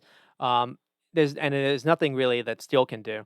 And, the yeah, one thing that's kind of interesting is it does come from Son, and Son in the midweek said he kind of blamed himself and maybe Conte having to leave in the midweek, which was interesting yeah. because he I saw basically that. said, Yeah, I haven't been myself. And Son, I think, was Golden Boot, co Golden Boot winner with Salah last season. For people that maybe yeah. forget, Son was amazing last season. Scored Uh, a boatload. Yeah, but I and like that. I like the player taking some responsibility finally. And it is interesting 'cause, I think Alex said, Son's basically been unchained by Conte's, I wanna say terrorism, by Conte's, defensive first, like, tactics, Defense minded. but I don't Yeah. Son Son with Conte was able to get the golden boot, so I don't necessarily know if that was it, but this is interesting as well. He's the first player to reach 100 goals, which I didn't realize, and Oh yeah. the person that's second was Ji-sung Park of United, and he had 19. So Oh dang! so Wow. Holy crap! he's number 1, like, for Asian players in goals, and then he actually reached the 100 goal mark, which is pretty special. Yeah, that is very special, and he looked pretty emotional about it too. It was a big goal for the 100th too. A screamer. And then, basically, this started a little bit of the insane stuff. It looks like Brighton are able to get one back with a beautiful goal by Matoma. I mean, there's a ball hit over the top by Alexi McAllister that finds him, and they call it back for a handball. And what's weird is the ref calls it immediately. This wasn't a VAR thing, and I think the problem here is VAR didn't necessarily determine it was a clear and obvious mistake. I don't think Right. because I don't think it's a handball. I see people, all the time. I see this part of the body, basically where the arm sleeve is. I see that used for offsides. So Yeah. why can't that hit the ball, when you're in the box? I do not understand it. But another thing too is Christian Romero gets away with a shove. And the reason why maybe this hits his arm is he shoves, Matoma, and Matoma is kind of, forced to kinda go a little forward, when he's trying to receive it. So, Good point. there Yeah. could have been something there as well. And Yeah. Oh, absolutely. it's a huge let off by Eric Dyer. He has a horrible pass that Casado is able to intercept. And then, Alexi McAllister just does a beautiful pass over the top, but and Yeah. McAllister didn't necessarily have his best game, but he was special there. It's the way to kind of collect the pass, kind of do a little spin, and then to kind of just float an inch perfect ball. That was quite good. Oh yeah. It was very good. Yeah. And then Absolutely. there were two quick chances for Brighton. McAllister kind of forced a save outside of the box, and then Casado had a shot that basically hit off the post. Might have even been a save by Lloris, but Brighton's pressure was starting to kind of get to Spurs. You started to see Spurs didn't really. It was kind of similar to what Everton did. Spurs didn't have a way to keep the ball, and maybe should have hurt them. Brighton were able to get a goal to basically tie the game with a goal from Lewis Dunk. And again, Luis isn't necessarily comfortable coming out, but Dunk is completely unmarked. So take your pick there. Um, Yeah. and Good game though. Fun game. one thing I wanted to say is, Brighton are praised for what they do, with the ball, which definitely it deserving so. But their counter pressing was incredible in the first half. Now, Spurs were basically helping out a little bit with that, but just the way Brighton were able to just kind of constantly keep winning the ball back, it didn't seem like it was more than 5 seconds when they didn't have the ball, and Spurs were just the only thing Spurs could do was go long.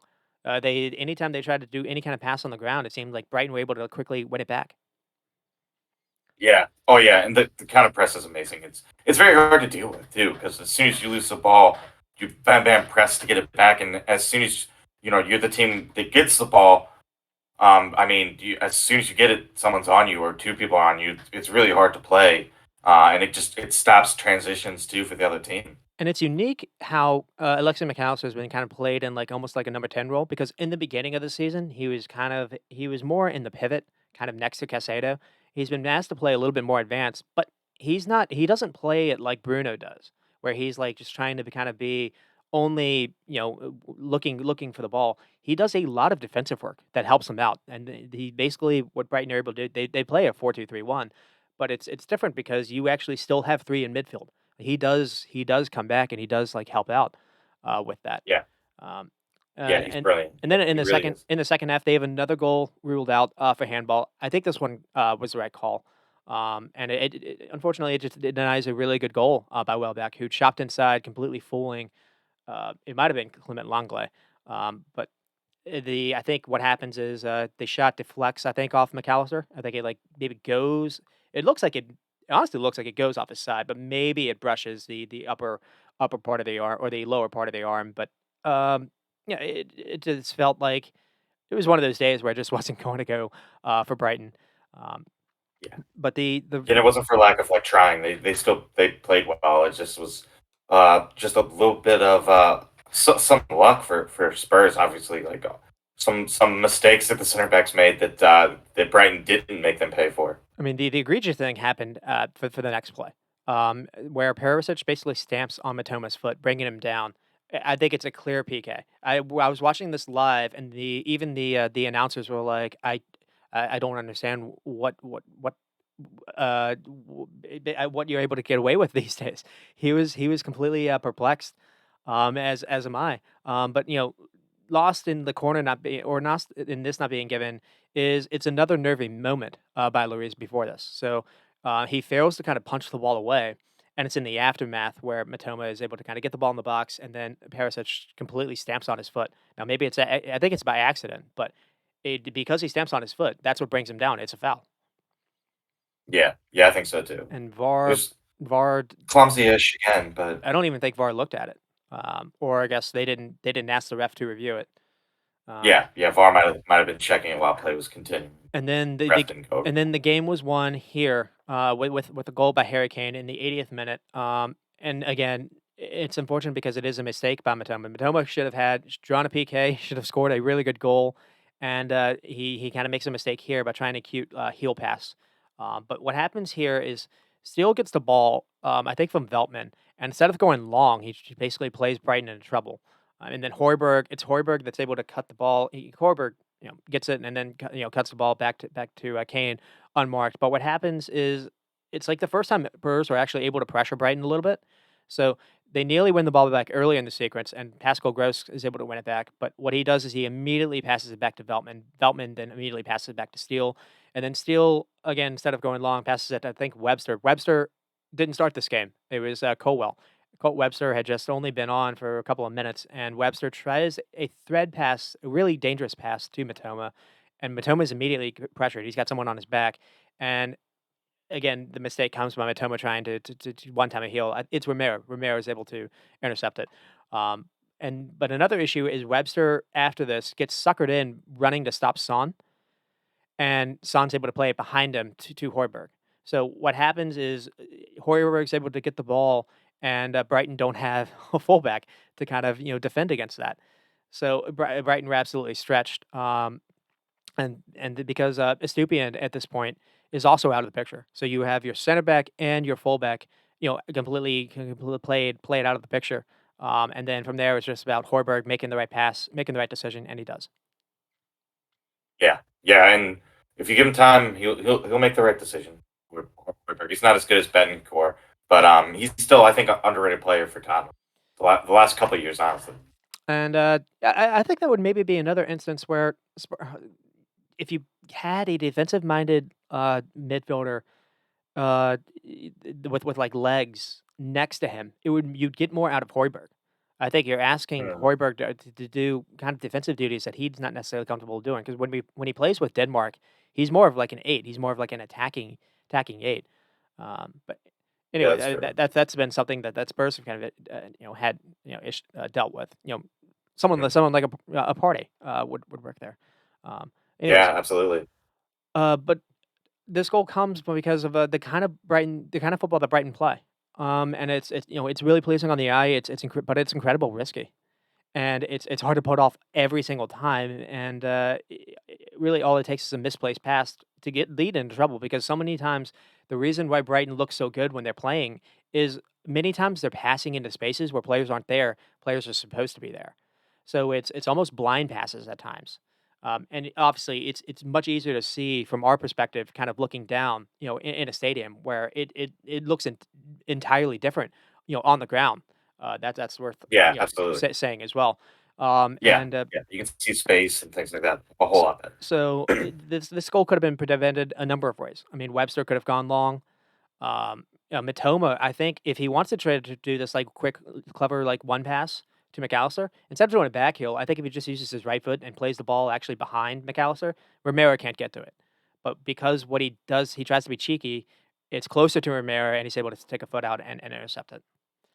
Mm, And then there's a penalty. I think a second penalty to Brighton that's not called because it's a free kick. Dunk is having his shirt pulled, And the reason why this is important is Dunk has already shown that he can be a threat. He can be a goal scoring threat. He's Brighton's biggest threat, in the box on a free kick. And again, it's clear as day his shirt's being pulled, and obviously no PK given.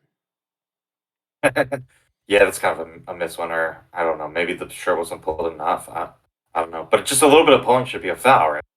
Uh, he's got both. You actually see it. Like the actual. It's not just it's quite blatant. But before I guess we kind of get to the takes, I think one thing I want to say is this is a big arriving mark, I think, for Asian football, because I want to say you had two elite, and I do want to say elite, attacking wingers or attacking players, playing at the highest level possible and thriving in England right now in Matoma for Japan and Son for South Korea. Yeah, absolutely, and it's good scouting too, especially by Brighton getting Matoma from. I guess he's from the J League, and yeah, I mean Japan has a couple good players. They really do. They got Tomiyasu. Obviously, they have Son and Matoma and a couple other guys. So it's good recruiting by both of them.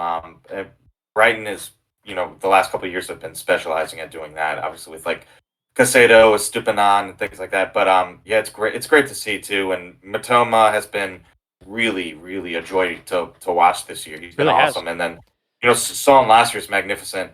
And I mean, he's still got some quality. Obviously, it's just a bit of a rough patch that maybe he's working through. But he scored some good goals this year. He hasn't scored as many as last year, but there've been some really good screamers. So he's starting to heat up. I think he'll be fine. And for the key stats, the Tottenham's xG was 0.83, Brighton's was 1.43, shots was 9 and 3 for Spurs. Two big chances for Brighton with 17 shots and four. I guess the only issue was only getting four on goal. I think another issue was it was weird to see Welbeck start over Ferguson, and I can't necessarily fault it because Welbeck should have scored a really good goal. So Yeah, true. it's just one of those things, but I wanted to highlight this. Spurs were 12 of 52 for long balls, and Brighton were 29 of 41, 71 Whoa. percent to 23%. Just so Oh wow. it's not just Brighton are really good at playing like this clever, quick passing, on the ground. They're also really good at completing long balls. Yeah, yeah. Which is I mean, it's important if you're going to go that route. I mean, it can be pretty direct, and if you're going to go that route, that's a high percentage to be winning. So it makes it worth doing it. If you're going to, dominate that way, do it. Why not? I don't care if it's not sexy soccer or whatever. It doesn't matter if it's that effective. Oh, to me, it's sexy soccer. But anyways, keep getting the ball quickly upfield. To me is much better than kind of just side to side and. But Ooh. oh So no. no tiki taka, no tiki taka for you. I do not like City have gotten better, but I do not like tiki taka. No, I really don't. And to me, has actually been really good. I think for the global game that Spain have actually flopped a little bit in the last two World Cups because I think that's kind of forced them to kind of get away from that. It's one thing to have the Yeah, ball, but toothless possession just to basically to kill the game to try to basically I think the idea of that too is to like make a defender's legs kind of tired by just like chasing it. I no, right. I Yeah. anti-football in my opinion. It's not different than You don't want to just pass for the sake of passing. You want to pass with a purpose. yeah. Like pass with the purpose of getting the ball up the field in a position where you can score. And I do want to highlight Moses Casado stats. So it was 88% passing with 53 passes, two key passes, 76 touches, two dribbles attempts, and then successful, three tackles, and then 7 of 14 ground duels. So he's only 50-50 in duels, but he's putting himself out there for 14 to challenge. Uh, Dang. so Yeah, he's a great player. I don't Well done by necessarily Brian I don't finding him too. I don't necessarily know where to start because like I don't want to necessarily say that the missed calls or whatever should kind of highlight the game. Maybe we'll start with Spurs. Um, I mean, what do you think of? I mean, this had to be a huge game for them. I mean, what do you think of them? Yeah, I mean they're starting to stamp their authority on one of those top four spots. It seems like at least. I mean, uh, Man U does have a game in hand, by the way, but they're gonna be trying for it. And Newcastle might be part of that race as well because they're tied with United on points. So I don't know. It was an important win. Obviously, they don't have a manager, and Brighton's a really good team, so it's a big win. Mhm. But I don't know. It's gonna be hard for them to get into the top four at the end of the year. But that was a huge win. That'll definitely help. If they didn't win here, I think you could kind of be like, okay, they're probably not going to get in the top four. As it is right now with that game in hand for Newcastle and United. They got that game in hand. That could be a big game in hand.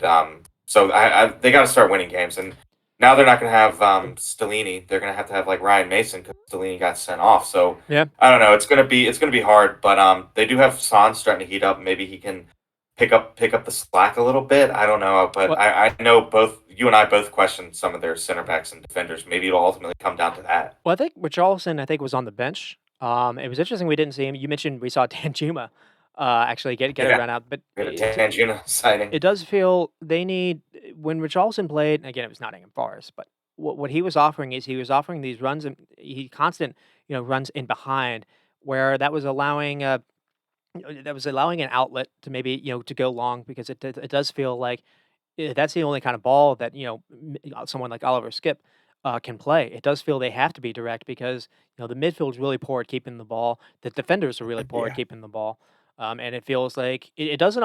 Most of the time, it doesn't even seem like they have an idea how to counter or how to counter press. It's more like just basically defending and trying to like wait on a team to make a mistake and then kind of trying to break out that way. They're not actually forcing the yeah. mistakes, in my opinion. At least enough. They did force the goal that Harry Kane was able to score. But another thing I want to Yeah. say is the way Harry Kane's been able to produce this season. I think I said it tongue in cheek, a couple of weeks ago.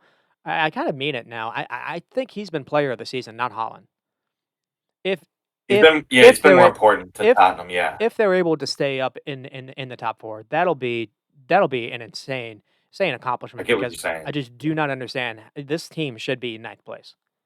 Yeah. Harry Kane has literally put Tottenham on his back at times. And yeah, without Kane, who knows where they'd be in the table. So yeah, I can get behind. He has been more important to his team than Haaland has to his team. And what's funny is, like, it almost feels like De Zerbi's antics, like, in the beginning of the season kind of became a distraction. And Maybe. it was maybe kind of a theme for it all because, the team was maybe feeling a little bit like De Zerbi felt, what I wanted to say is, De Zerbi started the game, like, just really antsy and, like, really upset. And I think maybe the team felt that way after the game. Just the way, like, Maybe. not everything kind of went their way and they got a few unlucky breaks. Um Yeah, absolutely. And so, we kind of mentioned Welbeck, a theme. Yeah, we don't have to go over the. Oh, well, here we go. So Brighton have a date now with Chelsea, and they have United at Wembley. And what? Okay, I did want to bring this up. And you imagine playing in the FA final? I think would be massive. For this club, especially for fans. Maybe a once in a lifetime occurrence. Absolutely. Who knows? Yeah. Yeah. But they're also not out of the top four chase. Now, one thing I want to bring up with you is I'll switch it up. If you were in charge, would you go hard for this FA Cup game, knowing you could be risking a muscle injury to a Matoma, Stupian, Alexi, or Casado? And it before Hmm. you answer, it's kind of dumb, but I can't help but draw a comparison to Leicester City. And so in 2020 or 2021, when they won the FA Cup, what happened is they had a few casualties that game, and it showed up because they played Chelsea like 3 or 4 days later in the league. So they played Chelsea like 2 times in like 5 days for some reason, or just the way the schedule like worked out. One was in the FA Cup, which they won, and one was in the league, and they ended up losing that game in the head to head, and that ended up showing up. The Chelsea ended up getting Champions League over Leicester, and I think if Leicester had take away the FA Cup, if Leicester had been able to get in the Champions League, I don't think they're in the situation they're in now. Yeah, that's true. Not to Honestly, though, not for to me, say Ben, not to say I the would same will happen to Brighton, but it's just right. But yeah, there there are some examples where that does happen. Like it's not just an anomaly with Leicester. It does happen sometimes. But for me, I would go hard for the FA Cup because, like you mhm. said, who knows if we're ever gonna have a chance for a trophy? And I mean, top four would be huge, or wherever they can finish. But it's still not a chance at a trophy. So I don't know. I think you just if you win that trophy, they can't really take that away from you. And like That's true. Rogers, you're gonna move on eventually. De Serbi's either gonna get another job or fired eventually. This happens, but at least he can have that trophy that he won with Brighton. Like at least Brendan Rodgers has. Hey, I won Community Shield and I won an FA Cup with Leicester. They can't take that away from them. I mean, Do you think? also, Brighton's not. I don't think Brighton can get the top four, but they do have the two games in hand over some of those teams, so maybe they can. But I would go for that trophy. I would go for that cup. Yeah, yeah. I mean, I understand. It's kind of it's more of a provocative thing. I don't even know what my take is, to be honest. I think I could see both But you're right. You're right because though. There's precedent for that what for the Leicester thing happening. It's not just if you ask Leicester fans now this is a couple years later on in life, and like obviously they had an amazing memory that day. If yeah. they could be told, well, they could have been in the Champions League, and they if they gotten in the Champions League a few years, they would have had additional funding. I don't think they'd be in the situation they're in now. Um, Hmm. would that matter more? Would basically would winning the FA Cup make up for being relegated this season? Ooh, that's a good question. I don't think it would because you kind of saw it with I forget when, but Wigan got relegated with Roberto Martinez and won the FA Cup. Oh, you're right. Oh, I And it, forgot yeah, about and that. it really ended up not paying We haven't off seen them for back. Wigan. Yeah, no, we haven't really heard from them, and Roberto Martinez left. I mean, they do have that cup, but that's a good example because that it really wasn't worth it if they had managed to maybe not win the cup and stay in the Premier League. So Yeah, it might not have been worth it. I don't know. That's a good So question. I get what you're saying. I'm not necessarily like trying to egg on you because I have heard it's not just like for football. You hear this for basically any kind of sport talking like winning silverware is all that matters, and I don't know if that's the case anymore. I think the journey is what matters, and being able to do the journey each season is what matters. Like, as a Liverpool fan, like, it sucked not winning, last year, but, again, I enjoyed the journey of, even though they got second, but I'm now appreciating it even more because it's not gonna happen next season. So Yeah, yeah, I guess that's true. But yeah, but yeah, it's one of those things where it's like if you're like with Arsenal, perennial top four for a long time with Wenger, yeah, and 20 then I didn't realize that too, yeah, 20 years in a yeah. row. That's amazing. But then when it's gone, like you don't really like you don't miss it till it's gone, and then you're like, Yeah. I don't want to watch Thursday. Like I don't want to watch crappy Thursday games. Like so, yeah, that is true too, Ben. Like when you have Champions League for a long time, you don't really know what you have until it's gone, and you're playing, you know, Feyenoord on a Thursday. Yep, and so, yeah, I thought it was an interesting thing to kind of break up, and again, I really don't know where I fall, but that is maybe the conundrum that Brighton have, or I guess, Leicester fans are kinda dealing with. We Yeah, will absolutely. we will move on to, basically a team that's in front of, Spurs and Brighton in Newcastle, and man, have they had a good, a good week because they destroyed West Ham. Some of that was West Ham's doing, but they did a really good job on Brentford here, to win, 2-1, goals from Ivan Toney. Toney actually missed a PK, in this one. We'll get to that. I think it was interesting that it was versus Newcastle of all teams because I think he had a youth stint at Newcastle or even a senior Yeah, stint at Newcastle. yeah. Jeremy said he thinks he made an Newcastle scene. I thought so. Yeah, before he was at Yeah, Petersburg, I thought apparently it didn't go too well. Maybe that was in the back of yeah, his head. I don't know. not at all. And then a Raya own goal. I think this was Joe Linton's goal. I don't understand. And then Alexander Yeah, Ishak came on, or Callum Wilson came on and assisted Ishak. We saw Callum Wilson and Ishak play together, which I think was interesting. We saw, I think, a little of that in the Carling final or the EFL final. Weirdly, I think we should maybe see more of this because it looked really good. Um, it did. Yeah, it really they played well together. and maybe the lineup news for Brentford was we saw Kevin Schauda actually get a start. We saw, I guess, over Embremo and Wisa. And Schauda, I thought he showed some glimpses. I mean, obviously he's still raw, but there's a player here. Yeah, I think so too. And he's just starting to make some caps for Germany, and he's very pacey, really pacey. So when you take Visa's another pacey player, but you can take Visa off and rest him, and Shadow will still provide that pace. So I think he's going to be good. He's good cover this year. He might have to step into Tony's shoes next year with the with the whole betting and gambling scandal, who knows? But True. yeah, he's a solid player. He's I think he's a good scout. He's a good It's a good scouting job by Brentford to get him because he was kind of unknown and he's been pretty good.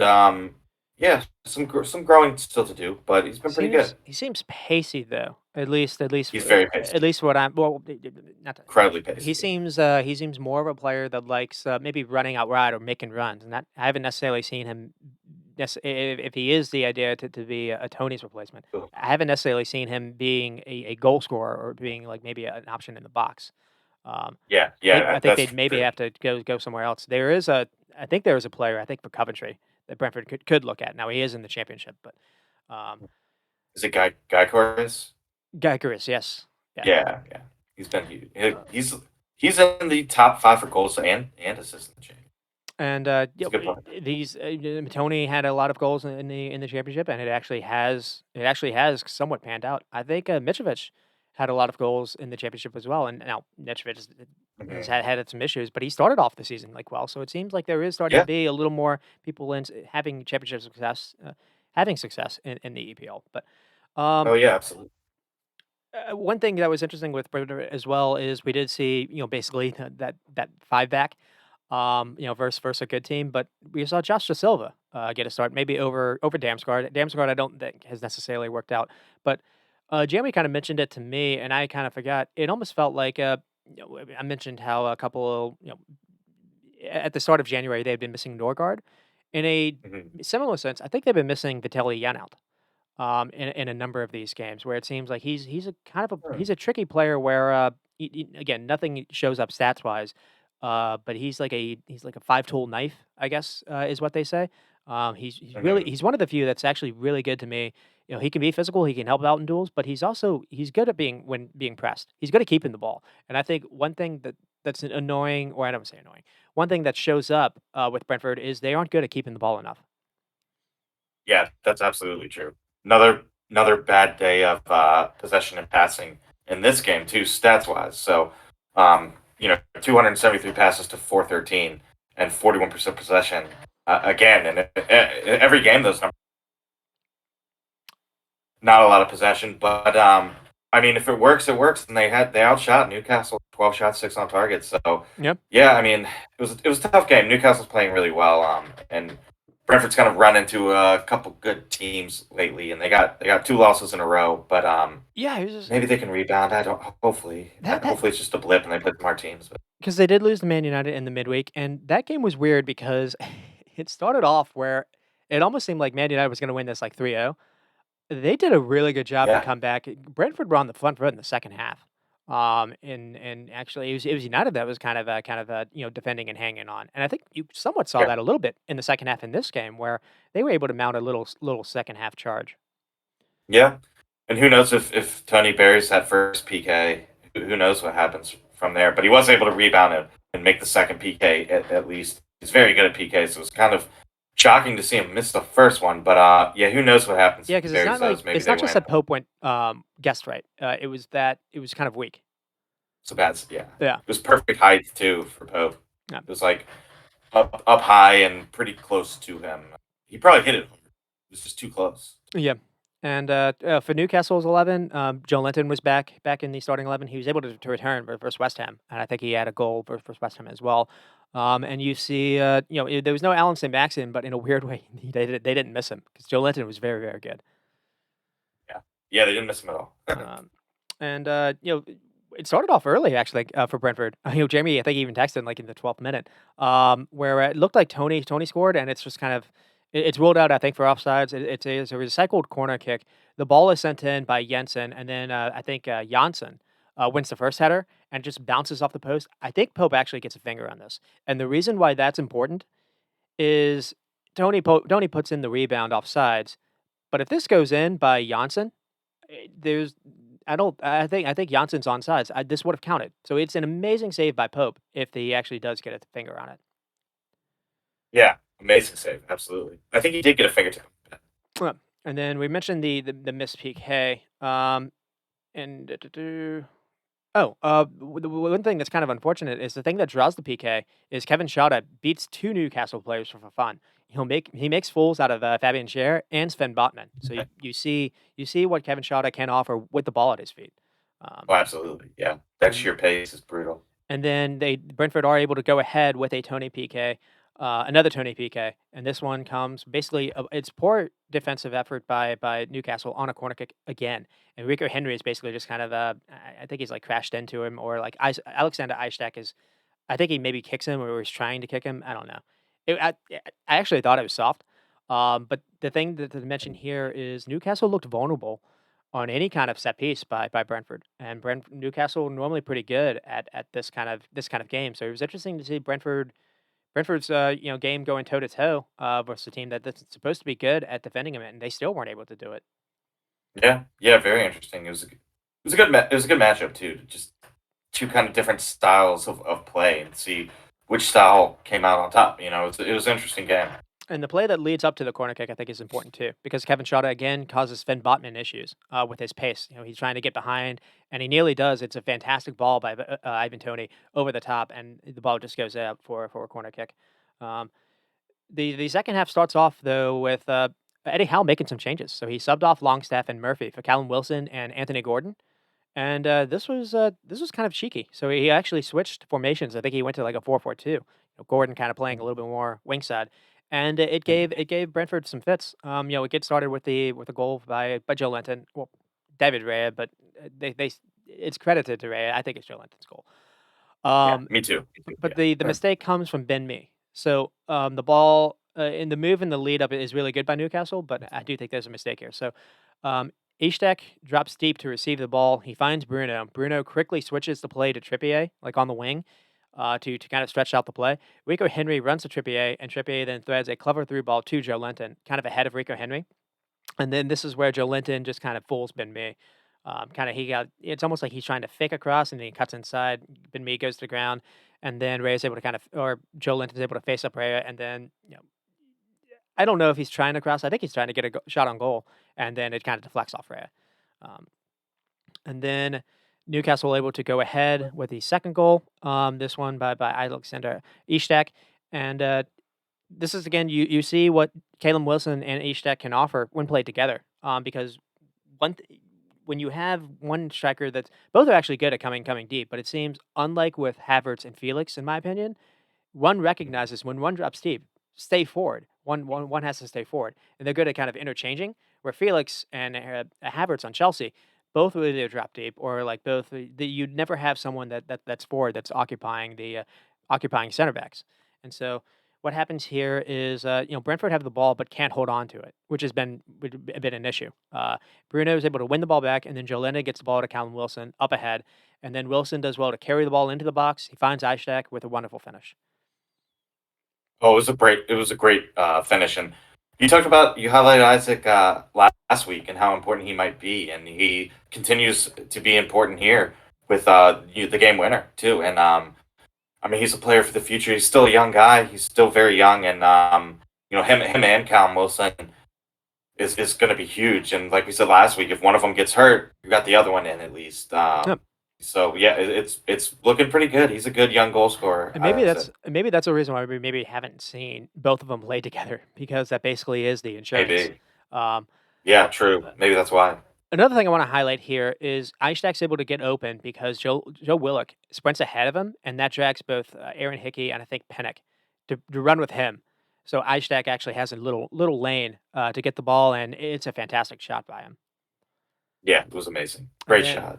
it looks like Newcastle had gotten a third, or at least they had a chance to get a third, but by Ishak. And this was again set up by Wilson, being strong on the ball in the box, bodying a Brentford player off the ball, winning a 50-50. And then he tries to play a through ball to Anthony Gordon. It's blocked, but Wilson is first to kind of get the rebound and directs the ball to Ishak, who's in front of him, and then he forces a really good save by Raya. It goes out for a corner kick. And then Newcastle basically score their third, but it's ruled out. I mean, the ball kind of bounces up and hits Wilson's arm before this. So this is another one where it was like this was at least a little higher or a little lower on the arm. So I kind of understand that. But again, I mean, not take nothing away from the finish. It's an amazing finish by Callum Wilson, and it's good to see because it seemed like he was struggling for confidence a little bit in that EFL final and versus Man City. So good to see here, and Yeah, he was. got a couple goals versus West Ham as well. Yeah, it was great. Good performance. He's coming back from injury again, so we'll see. We'll see what happens. He's injury prone, but yeah, when he's healthy, he's great. He's a great goal scorer. Good player. And then a couple chances by Ivan Toney at the end. One of them comes from a set piece where Newcastle basically struggled all game. He wins the flick on, and it's stopped by Pope. And then towards the very end, Jensen just tries the ball into the box, and then Tony's able to beat Botman to the ball. Botman is hugging him at this point. I don't I missed the I missed like the point where you're allowed to do this. Again, Yeah, this is a I late. yell, I yelled at I yelled at the TV too. I was like, he's holding him, like he's literally hugging him. So So it's a yeah, foul, and it should have been a PK. But anyways, um, but it was yeah, I guess like my first take was like two teams. These are two teams that go about things differently. But at the same time, they're both they both they have the same mindset or same goals. They just go about them differently. I guess I would put it that way because both are yeah, super aggressive in challenges and brave, and they seems like they set up to win second balls. It just seems Newcastle's much better at keeping the ball than Brentford. But it is a yeah, monster result for Newcastle, who look like they've righted the ship at the right time because yeah, they were sinking a little bit. yeah. They're starting not to score goals, and Almiron had kind of dried up. They'd been using good vein of form, and And they've missed yeah, Almiron both are for starting to dry up. these games, Yeah, and it hasn't hurt them. yeah, no, yeah. Yeah, and it's looking like top four spot is potentially in the bag. It's still a decent amount of games left, but they're in good shape for sure. And I didn't realize this. Brentford at home, only one team has beaten them all season. Before this, Really? do you know who it is? Hmm. At Arsenal. It is Arsenal. Yeah, I I remember. I It's didn't realize early game. I didn't realize that. That is the home ground has been what was it, the community whatever the stadium is has been a G weapon Tech now. for Yeah, G Brentford. Tech. Um, Yeah, yeah. They've been good at home. and the stats again, the 200 passing is, and that was an issue I think for Man United as well. It's been really an issue all season. I think when we were doing stats, they're like the third worst passing team in the entire league. Um, but Yeah, you're right. They were able to outshot Newcastle. 12 shots to 10 and more on target, and they had a better XG. So it is what it is. They were able to ask Nick Pope to work 5 times. So. yeah, yeah. And I mean, they had 12 shots, only six on target, but they did outshoot Newcastle, and they managed to get a good amount of shots, even though they don't have as many passes or they don't have the ball as much as well. So it's not all doom and gloom. Even though it's two losses, it's two good. It's two losses to two like really good teams, so they'll be fine. They're in a good spot. And, I don't. We don't even know if it would be a good thing for Brentford to get into like a Europa Conference I League don't think kind it of would. thing. Yeah, Yeah, that would be so another because I don't. They haven't necessarily shown that. You know, they don't have the depth. well, it seems like they're a weird club where it's like everyone praises them for being one of the few that's like financially stable or at least it actually runs a profit. So it seems like they're like a Moneyball club. I think is what they've been called. They would get more finances for playing in Europe, but I don't think it would be enough to sign a lot of players. So, yeah. Yeah, that's true. Yeah, and they would need to sign a lot of like depth players, bench players.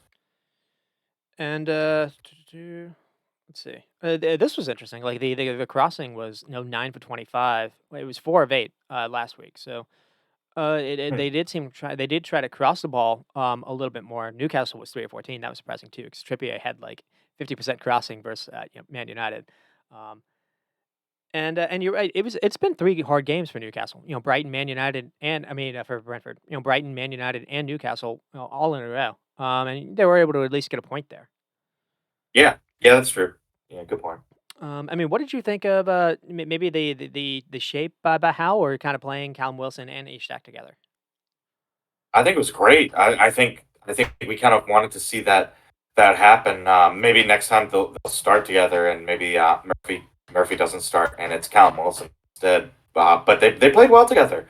Um, I mean, I think Anthony Gordon's in a bit of trouble too, so maybe that creates a little bit more options for how with Callum Wilson maybe. Even though he does play on the left, but Ooh. I don't know. I liked it, Ben. I think they'll start. I think Eddie Howe might start them next week just because they were that good together when Callum Wilson came on. So I would go with it. Why not? Maybe I don't know. Maybe he's just worried that with both on, maybe he wants to rest one because they both have had injury problems this year. Maybe Mhm. that's the reason why. But I'd like to see a pretty good appearance with both of them playing together.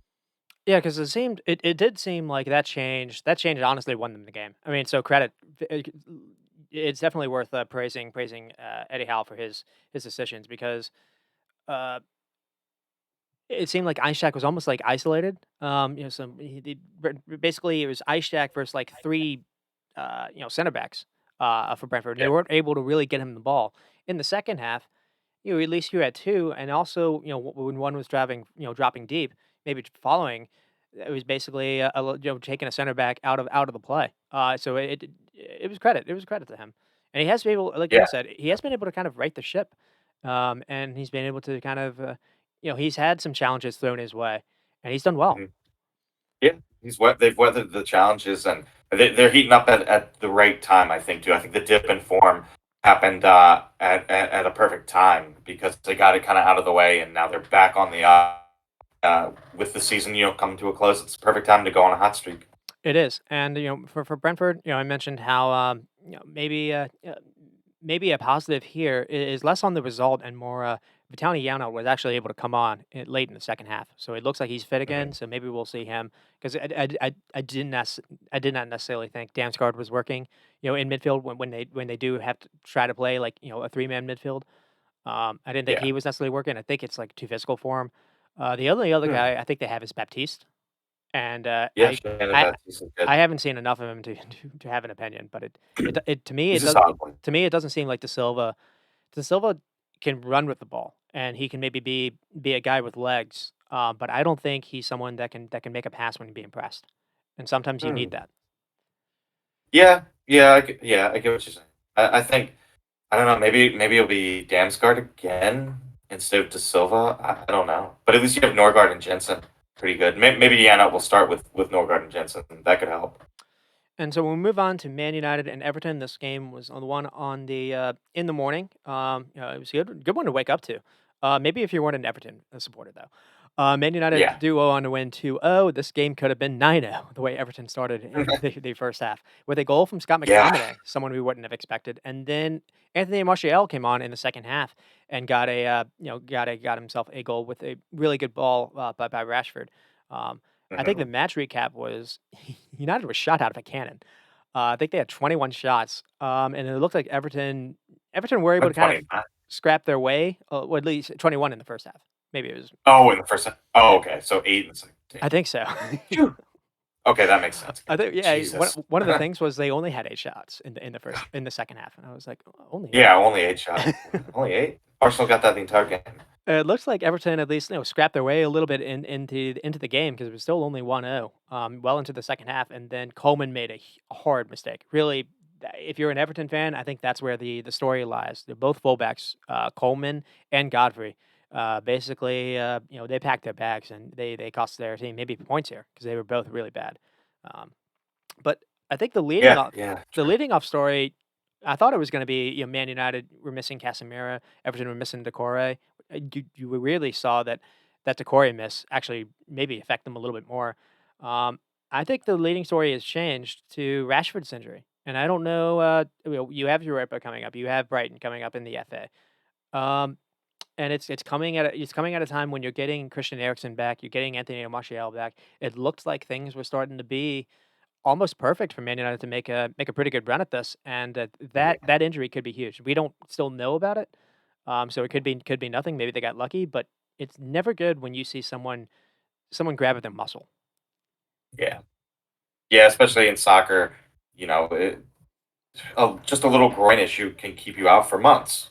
So I don't know. It kind of stinks that they were getting people back finally, and then Rashford has been playing so well too.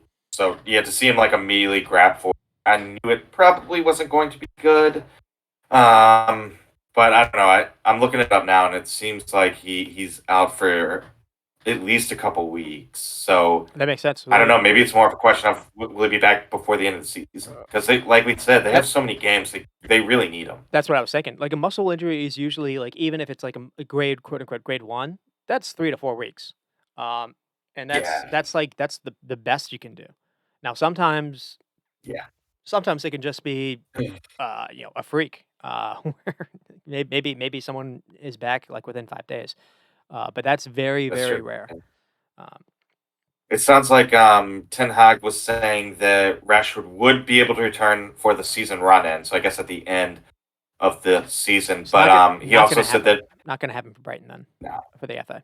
yeah, maybe not. And then he also said though that the reporter's basically like, so you think Rashford will miss some games? And he was basically like, a few games is an understatement. So he's going to miss quite a bit of games, but he might return the last couple. I don't know. We'll see. But there's not a lot of details, Ben. You're right. Kind of weird. They've been kind of Well, hush hush on it. clubs do that. I mean, just as a Liverpool fan, I don't necessarily. Maybe Arsenal is actually a little bit more transparent. Klopp will say, Yeah, someone, maybe. yeah. Klopp will basically say, someone will be out, that miss a few games, and he did this with Thiago, and Thiago missed like 3 months after doing that. So like yeah, Yeah. that is very frustrating. Um, I mean, to get on to Everton's lineup, the interesting thing here is the way how Sean Dice was able to kind of cope with not having Decore, because what Decore he made that midfield look like tiny. You know, he's got long legs. I think he's like 6'3", and him, Guy and Anana actually made the pitch relatively small. And I think he tried to play Iwobi, kind of next to Guy. He still played Onana.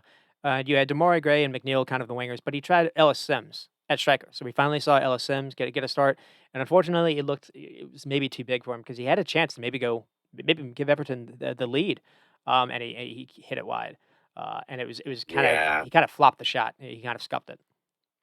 He's a young player, but he's promising, and he's had some opportunities, and he had that late like stoppage time goal for Everton too. So I think he's a good player for the future. But yes, he's just not quite ready, I and he think hasn't played enough I think to it's like be starting in these big I occasions. weirdly think it's different to come on as a bench player, especially like yeah, if you're young, because you're coming on to the point where you have maybe different kind of emotions where um, maybe you're thinking, well, there's not really anything to lose. It's I think it is different starting coming on as a starter, especially at United. I think Yeah, that may definitely, be definitely. factored in. With You can United, feel yourself like in the game in the beginning and get some passes, whereas like the games that everyone else is already warmed up and has had plenty of touches when you're coming on as a substitute and you haven't touched the ball at all. well, you also just I just think maybe the startup you have a lot of time to like collect your thoughts, and that can maybe kind of scare you as well. He he seemed like he was, because you're right. We saw a fantastic finish when he was versus Chelsea. I also think it was different when it was at home. But anyways, it's just they're going to need something because we'll get to Everton. They're struggling to put stuff away. But Yeah. another thing too is just if you're going to defend like this, it was weird to see how this game played out. So Man United tried McTominay and Bruno. So Bruno was played deeper, and they tried Sabitzer as the 10. And Rashford was tried up top. Rashford wasn't on the wing. They tried Sancho and Anthony on the wing side. We saw Harry Maguire get a return start. But Weird. the weird thing, the interesting thing here was so no Weghorst. It seems like Ten Hag is kind of done with that. And we Rashford in the middle to me is he can still go on the wing if you need him to. But he just seems he's actually gotten really good at being a striker, making runs through the middle.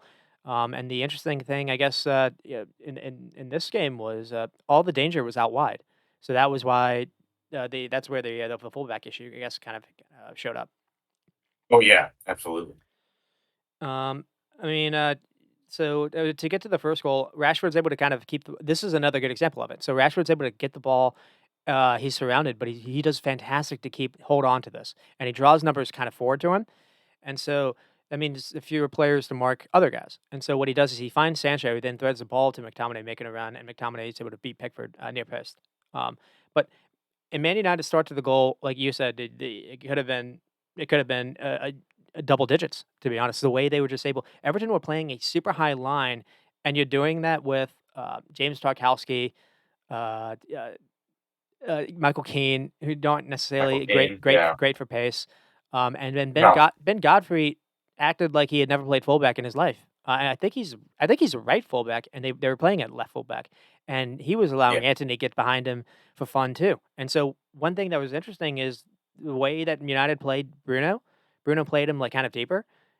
Everton weren't able to kind of get pressure on Bruno, and Bruno was having time to look up, and he had pinpoint pass after pass over the top that was allowing United just kind of get behind the line. And what was happening was just either Pope was making amazing saves or United were messing up.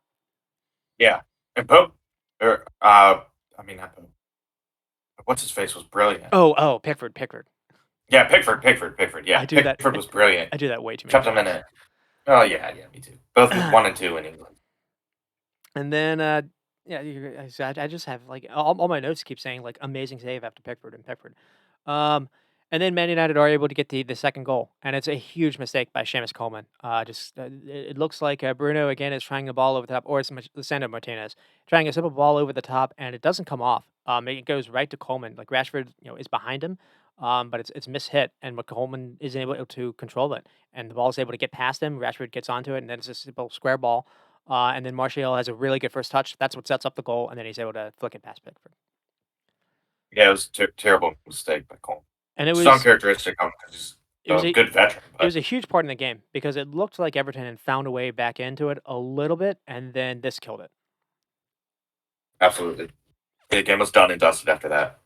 And it was weird to see Everton playing such a high line, and it was also weird to see Bruno. And what's weird is you saw some benefit with Bruno playing in this kind of position, and you saw maybe some negatives because McTominay was playing midfield by himself in the second Yeah. half. I think that's the reason why Everton were able to kind of get a little fun in the second half. Is Bruno is still not a defensive minded holding midfielder.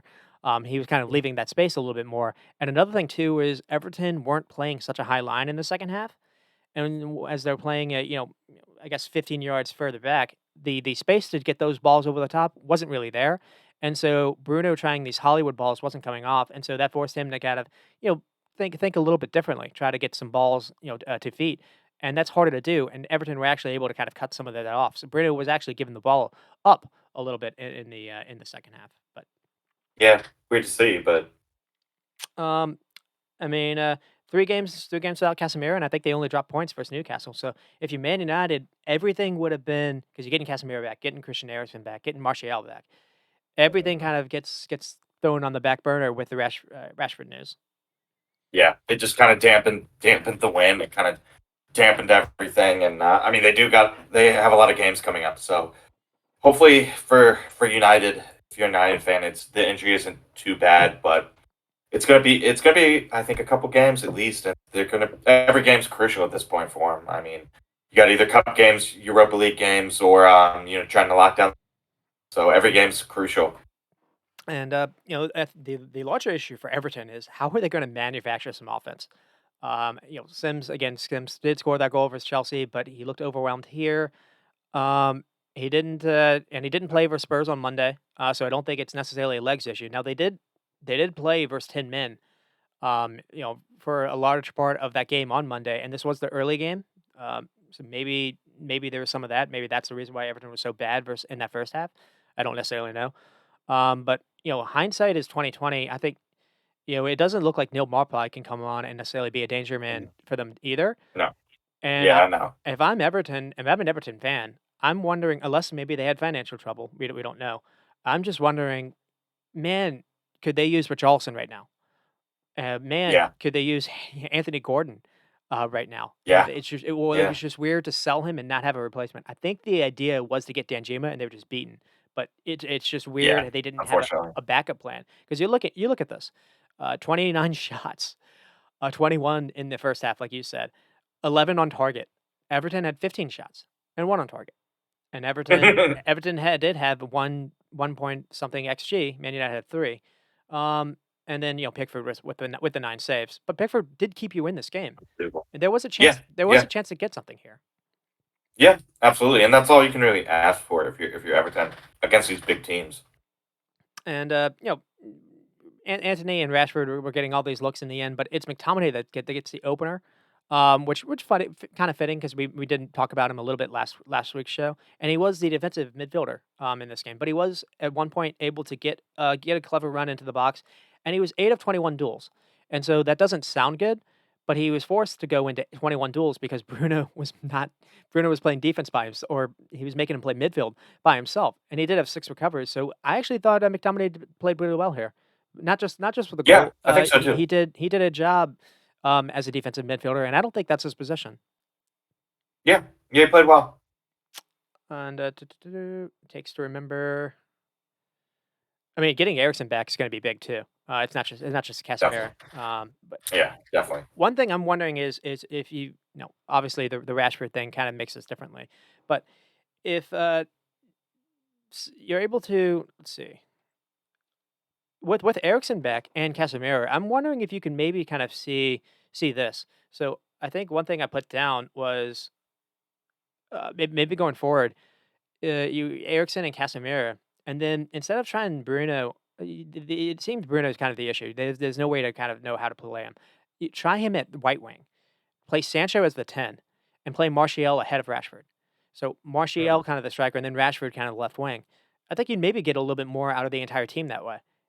Because Ericsson will help out with build up. Ericsson's also, I think, a better at understanding the possession. Better at it's not necessarily leaving that space. Casemiro, obviously, for defense, and Bruno out wide to send some crosses in. Mm. Yeah, I like that. That could work. Yeah, and just yeah, yeah, well, obviously with Rashford kind of being out, that that kind of hurts that. For Everton, maybe the positive is Nathan Patterson, I think, has returned. Coleman had some injury issue anyways, so he had to be subbed off. I think he should have been subbed off before that. And so I think going forward, maybe one thing that Sean Dyche can immediately do is he can try Nathan Patterson and he can try Mikolenko as the fullbacks, people that actually are fullbacks, than what you've been doing. Because I think Seamus Coleman needs to eh, sit on the bench, whether he has an injury or not. And Ben Godfrey at fullback, I don't think they need to see that again because that was rough. Mm. Yeah, maybe Mikolenko and Patterson will work. And again, Dyche has been able to get some good draws and avoid defeats, but again, you're gonna have to win some games, and I You're don't gonna have see to score how. some goals. Yeah, Yeah, I don't see where it's gonna come from. yeah, And yeah. it Maybe just being organized and getting a couple lucky goals and being organized and tough to beat defensively will they'll scrape by maybe. I think is what Dyche is kind of thinking. Well, it does seem like he understands they have to be attack minded, so they were trying to press United and trying to get them to get them to turn it over, and that's the reason why you play a high line. When you have the front attackers and you have the midfield go up, then you have a gap, so the defense has to fill in that gap. But it was just really easy just to a ball over the top, and Tarkowski, Michael Keane just do not have recovery pace. It was actually really easy for them. But it was also weird how United weren't attacking through the middle as much. It was all the issue was coming from the fullbacks. So maybe Everton can stick with this high line. They just need to find ways to play with fullbacks that can actually defend. Yeah, yeah, I think so. And the no Decore thing is rough. So we'll move on to, let's see, Man City and Southampton. Probably doing terrible for time. I can't tell. Yeah, You're shaking your head. Well, we'll speed it they up. were doing terrible. We'll speed it up. Man City and Southampton. I mean, they go on to win 4-1. Uh, but it was only 1-0 at the 40th minute mark. And before this, I thought Southampton actually had two of the best chances. Just Suleimana kind of messed up a little bit. Grealish is able to get the second one in the 58th minute, and then you kind of see after that, City were able to kind of bully a little bit. Then Holland gets the third with a, I don't know if you want to talk about this or not, an insane goal for any striker to pull off, but for Holland to be 6'4" and to get his leg that high is not fair. Um, Yeah, we've seen him do it before too. It's incredible. It's he's such a athlete for his size too. It's insane, and it was a crazy goal. I don't know how he does it. Because it's funny, like Jack Grealish finally sends a ball in that he's supposed to. and it's behind Holland so much that Holland the only way for Holland to get to this is to do this. And he gets all contact in the world. There's nothing anyone can do. No defender can defend this. This is No. an undefensible indefensible goal. And then Southampton were able to get a one like back really quickly with Sekou Mar. Maybe there was something in this, and then like 30 seconds later they fouled Kevin De Bruyne with Alvarez having a PK. Um, Grealish, good game though. Grealish did have a good game, and that Yeah. was he's actually to me he's maybe been the reason why Man City have kind of changed around a little bit, and I think his game's changed around a little bit. I think Mhm. he's running at attackers a little bit more, and in this game for the second goal, or yeah for his goal, what he's doing is he's running and challenging the fullback, making a forward run. Sometimes, so many times, I saw him kind of running to the ball. Now, maybe Mhm. another thing that's helping out is because he's playing with someone like Nathan Ake, Pep has told him, "You're not gonna have fullback help anymore. Nathan Ake is gonna be more defensive minded." And so what we're seeing is Grealish has actually been told, "Hey, you wanna do 1v1 stuff, you wanna take people on, you can do it now." And maybe we're Mhm. seeing the fruits of that, because Yeah, I think so. He's good at that. he gave Trent Alexander-Arnold a horrid time last week where I was like, Mhm. "Oh, this will be fine. Trent doesn't have to worry about someone doing a back shoulder run off him," and that was wrong. Another thing too is you're seeing Kevin De Bruyne kind of make an overlap runs sometimes. Kevin De Bruyne is such a free roll. It's really not fair. And I think he had a hat trick of assists. He could have had four. Really? Wow. And Yeah, then he's the fully like he's rested too because Pep's been resting him. So yeah, Kevin De Bruyne was really good. It was not fair. And he, like you were saying, he because he's been rested, that's even more scary. But another thing too is we saw Pep make some changes. Like this game was not going as well as maybe the scoreline would have suggested. We saw Mahrez taken off of Bernardo Silva like really early on. mm, Um, and maybe that was because Bernardo Silva offers a little bit more defensive stuff. But another thing too is we saw a tweak yesterday that we did not see versus Southampton.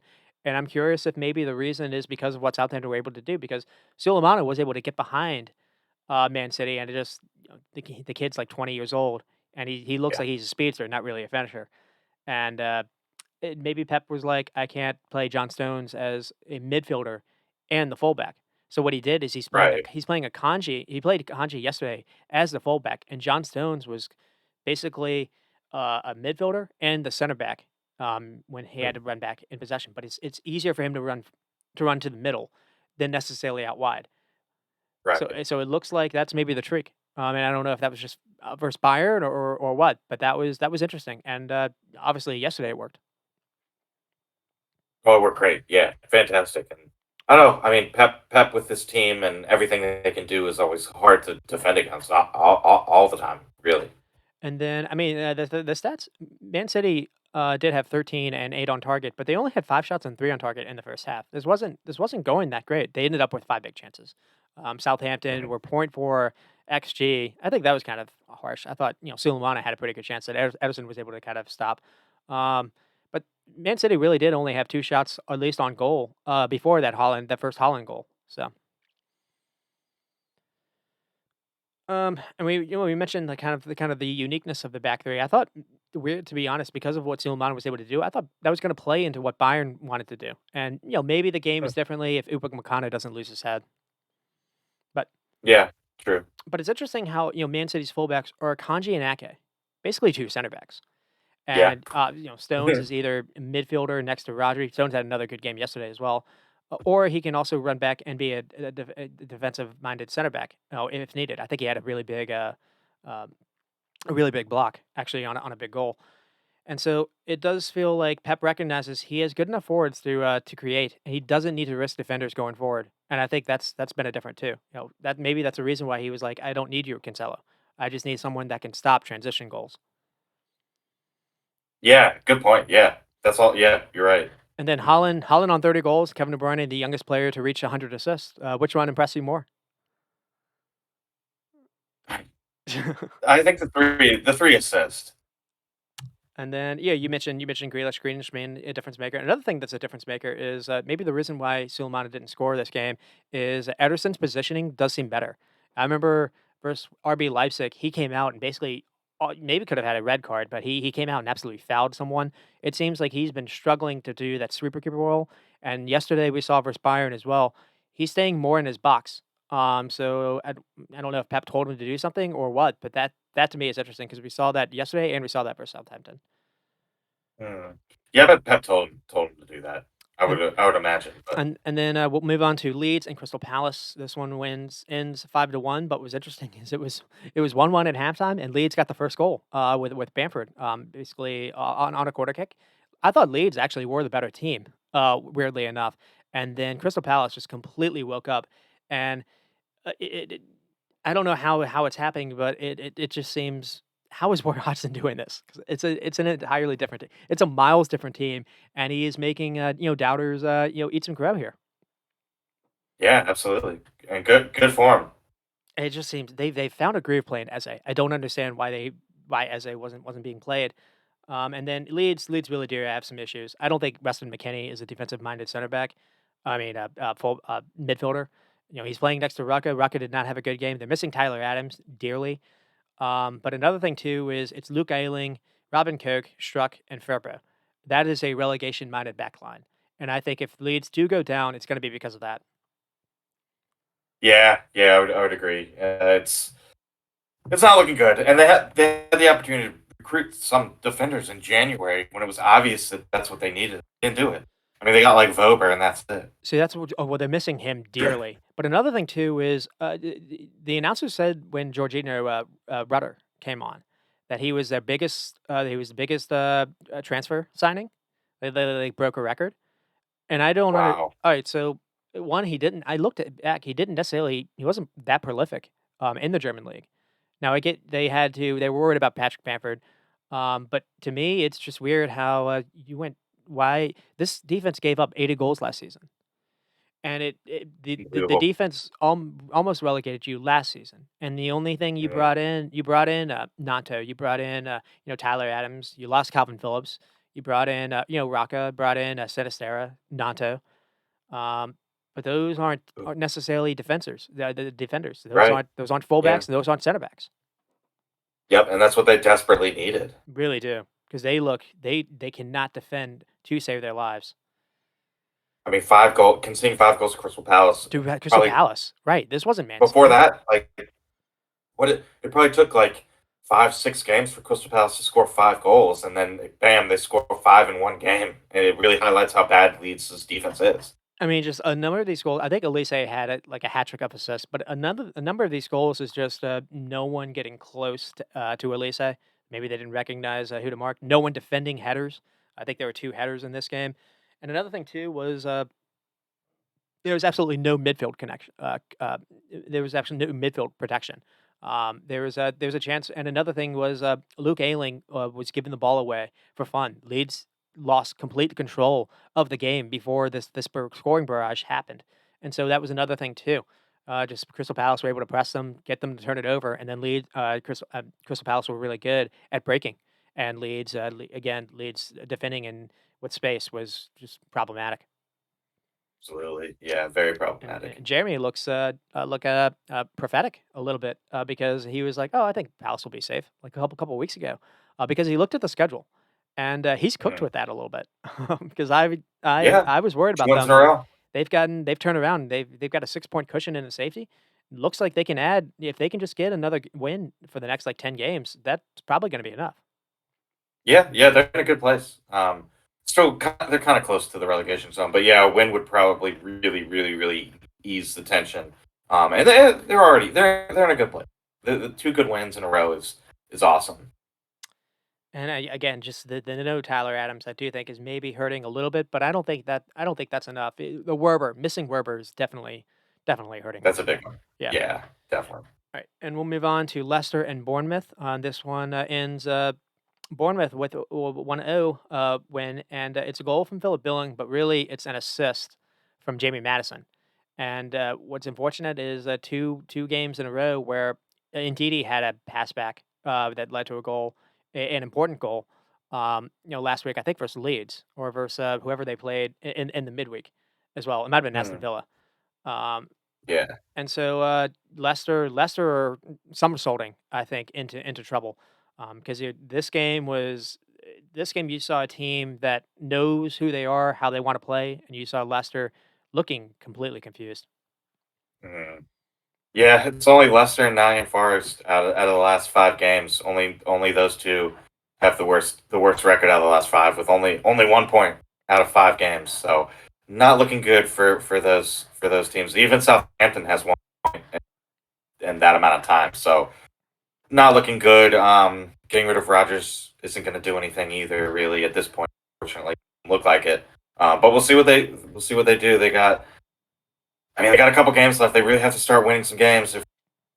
Um, they're still only 2 points out of safety, so it's all to play for still. But I mean, they got to figure out some stuff. there were serious It's bad, reports that Jesse Marsh was going to be signing with them, and it turns out right? they've hired Dean Smith, and I made a joke that he knows the championship, because it seems like that's been the place where he's had success. I think it's weird, but at the same time, they needed to have a manager. They couldn't just go with a caretaker or someone that didn't know what they were doing. And unfortunately Right. for them, when you look at the lineup and Leicester lined up with, they played Ricardo Pereira at right wing, and I think he's a right back. I think an attacking minded right back, and I think he scored last week for them.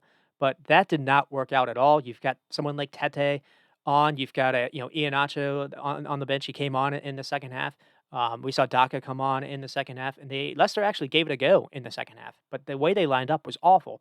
And another thing that was noticeable was Leicester were absolutely horrid trying to pass from the back, and Mhm. Bournemouth were actually able to kind of be front foot, try to force the pressure, or try to force them into turnovers, and that's what led to the goal. Yeah, yeah, absolutely. And it's a big result for Bournemouth too. They're starting to get a little bit more breathing room, a little bit more of a gap. Yeah, So it was a huge win for them. And out of the last five, they got 9 points. So they seem like exactly. just based on form alone, they're going to be fine. I mean, and to look at the stats, I mean, the stats kind of do say it because Leicester did give it a go, at least in the second half. But in the first, it was rough because Leicester had 14 shots, but 10 came in the second half, and I think that was after Iheanacho and Dako came on. Bournemouth with 19 shots in seven. Bournemouth was starting to get into a groove offensively. Oh yeah, absolutely. And, I do think the game maybe changed when Iheanacho came on, and Iheanacho did have a couple shots. I don't even think Leicester had a shot on goal until the second half. But yeah, Wow. with Bournemouth, I think it's a win over Fulham, like you said, that was a six-pointer, and this was maybe a six-pointer.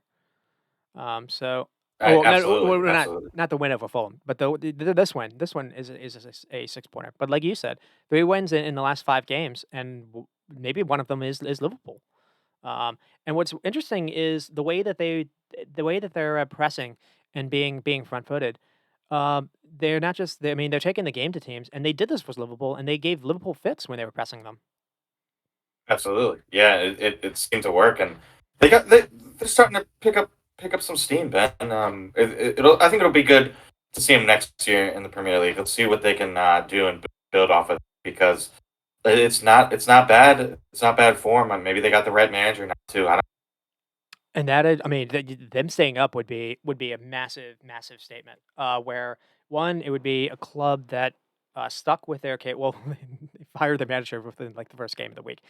Um, Yeah, but someone that stuck with their caretaker, and another thing that you're seeing is you're seeing a team that's able to basically play somewhat, for the most part, the same lineup week to week. Now, obviously, they're only playing 1 game a week, so that helps. But you're seeing, the defenders know how to play. It seems like the attackers know which passes to play, who likes making the right runs. You're seeing some cohesion, and you're just not seeing that at all with Leicester or like Nottingham Forest or the teams like that are next to them, and you're seeing consistent yeah, performances.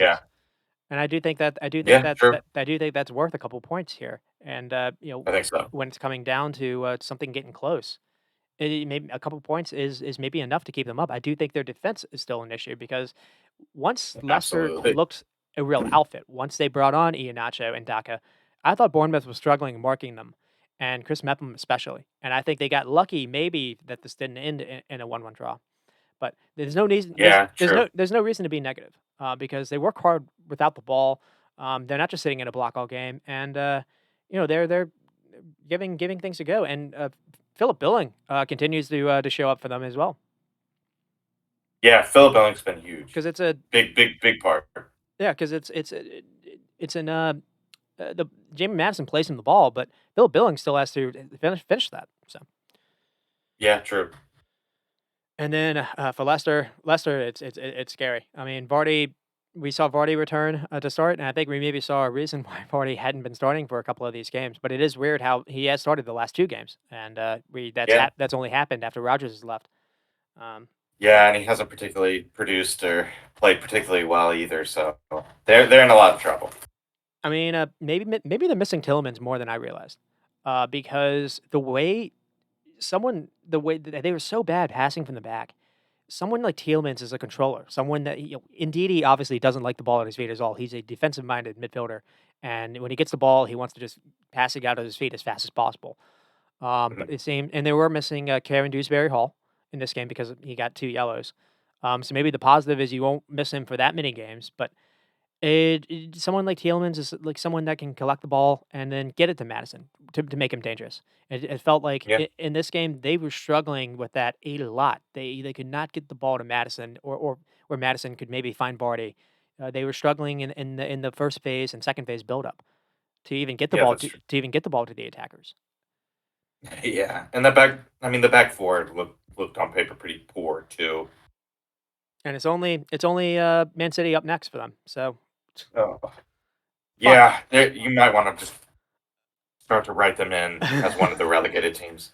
and Ugh. that is insane. Again, it's just they were only it's 2 years in a row. They finished like 5th. Yeah, FA almost finished fourth. Yeah, FA Cup as well. I think they were 2nd in 2 years in a row. They were 2nd on Christmas Day. damn. Um, Yeah, I mean, he did a good job. Just obviously at the end, just not enough, but still questionable to fire him. And, maybe roll the dice and it's see if he could get you out because it seems like they're going to get it's Dean Smith it's if they're going to unfortunate. have enough games. It's unfortunate as well because it seemed there were opportunities to maybe sell Ndidi, to maybe sell Madison, to maybe sell Vardy. But it seemed like they did well to kind of because the only player that they really sold from like I guess that stretch or even before that was Mahrez. They haven't been a selling club. They've tried to hang on to their star players, and it seems like maybe it was a mistake to maybe it was a mistake to maybe not do that because it seems maybe they're stale. The passing Mm, the two passes that Jamie Madison and Ndidi have given the last two game weeks shows me that they aren't taking this seriously. Now that's maybe yeah, unfair, but it's just these are these are two passes coming back from players that should be some of your senior players when you look for leadership, and they've really flopped the last two games. yeah, that's true. Um, I mean, it's just talent alone, they should have enough. But you're right. The way that at least their form is, it's worrying times. Yeah. They're done. I think they're done. And then we'll move Ugh. on to I mean, I guess maybe they're done at Bournemouth's expense or Bournemouth Leicester's expense, Bournemouth's Mhm. benefit. Um, Yeah, and then we'll move on to maybe another team that I think is done with Aston Villa and Nottingham Forest. Villa win 2-0. Nothing happened in this game, to be honest. I mean, there's yeah, really poor defending by Nottingham Forest to give away the goal. It's Shelby. Shelby's another player that's kind of you think you would look for him for leadership, and every time he's been played, I think he's been poor for them.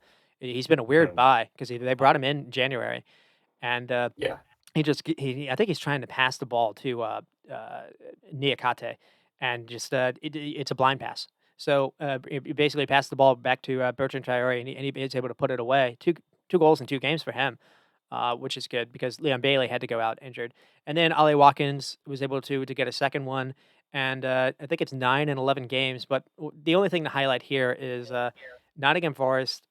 Niakate has been injured at this point, so Nottingham Forest are playing with 9 men or 10 men because they've already used up all their subs. use all this. So Yeah, Ollie Watkins got the ball, and there was just absolutely no one or someone. It might have been like Jacob Ramsey. Jacob Ramsey got the ball like top of the box, and he had like four Aston Villa players to like look at, and he got it to Watkins, and it was a good finish by Watkins. yeah, Um, yeah. And Villa's on quite a tear. I would look out for them and Emery next year for sure. They're humming along really well. Emery's a good coach. We know this. We talked about it last week, but Yeah, I mean, it was on cruise control, easy, another easy.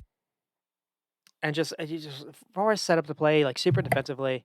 Um, there's just nothing. They were compact for most of this game, so that's good. And they did frustrate Aston Villa, but it just Mhm. seems when they were able to get the ball, it's just Brennan Johnson making runs for them.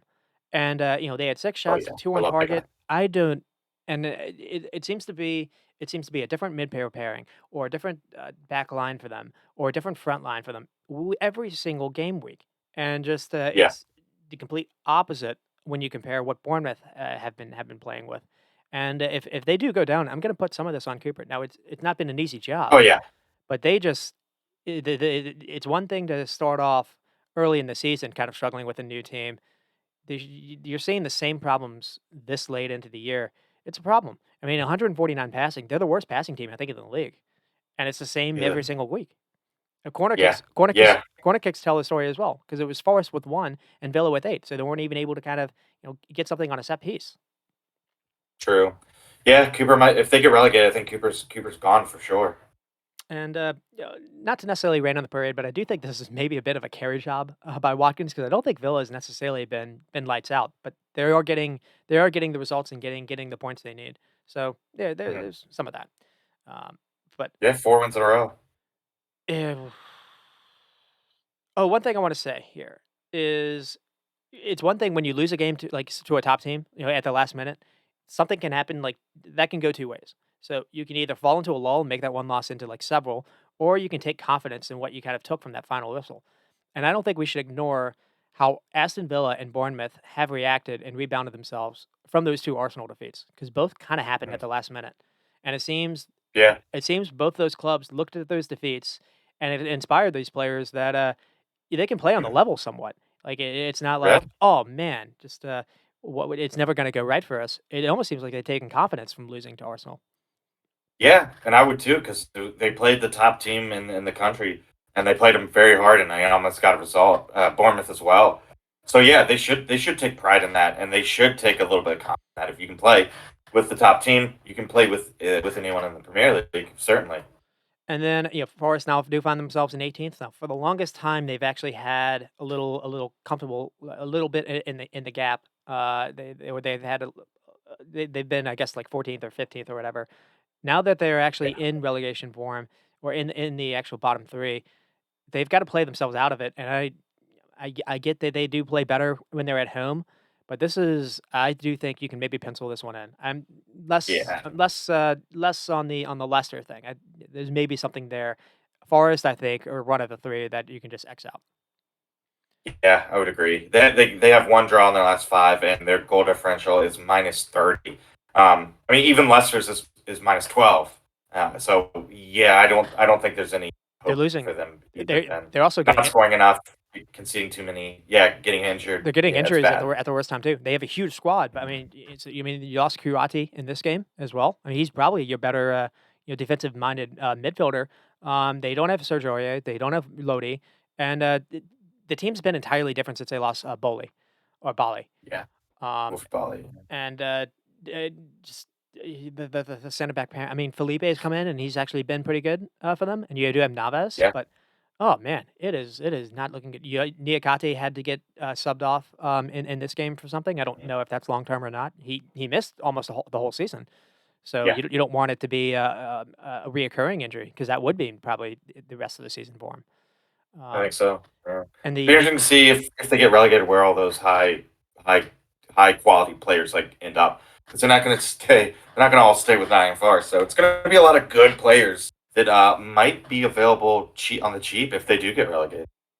Yeah, I mean, Gibbs White has shown something. Brendan Johnson has shown something. One player that has not Oh, shown. I mean, you have Dennis. Dennis like will start like 2 games, get a goal here and there, and then like we won't see him. He didn't start this game, which is weird to me. yeah, me too. And I do think maybe the biggest error of all is actually bringing someone to the club. So like if you had just done nothing, you'd be in better shape. I think Shelby's been a mistake for them because Hmm. you're seeing Froila not play. I think Froila's a better player. And another thing that happened was they set out Lewis O'Brien on loan to DC United. Now, Hmm. maybe just don't think Lewis O'Brien is at the level. I think he's been a player that they could have used this season. Lewis O'Brien is kind of a clever player that can connect a little bit more to the attackers, and just they struggle. It, Hmm. they can do a ball over the top for Brennan Johnson to run, but they have nothing. They have no kind of ideas, and it's rough. Um, Yeah, absolutely. They're in trouble. and then one team to I think we have like 2 or 3 games left. We'll move on to Chelsea and Wolves. Have one? Oh, Not we a have two. not a lot really showed up in this game. Mateus Nunes does get a wonder goal, but I mean the problem was well, I guess we'll get started with the lead story because it is Lampard back. I wasn't expecting this at all, Mm. um, No, and no one was. I think this is insane. I don't understand why you didn't stick with Potter. If maybe if you had someone in the back mind, maybe I don't know, Pochettino had come in, I'd get it. Or maybe not the best example, but Bayern hiring Tuchel made somewhat sense because he's ready made. Yeah. Lampard to me, this is more of a we're gonna do something to get the fans back on our side because we'll bring in like a club legend. And his stints have been he did not have a great stint at Everton, regardless of him keeping him up or not.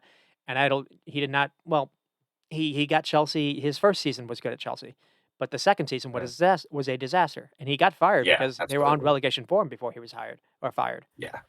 Yeah, he's a championship level manager so far, in my opinion. Only success he's really had was at Derby, and he put like a lot of success there. But other than keeping Everton in the Premier League last year, like he hasn't really done much at the highest level, And he was probably gonna send coaching wise. and he was probably gonna send Everton down if Everton hadn't moved off him. Everton had been better with Dyche.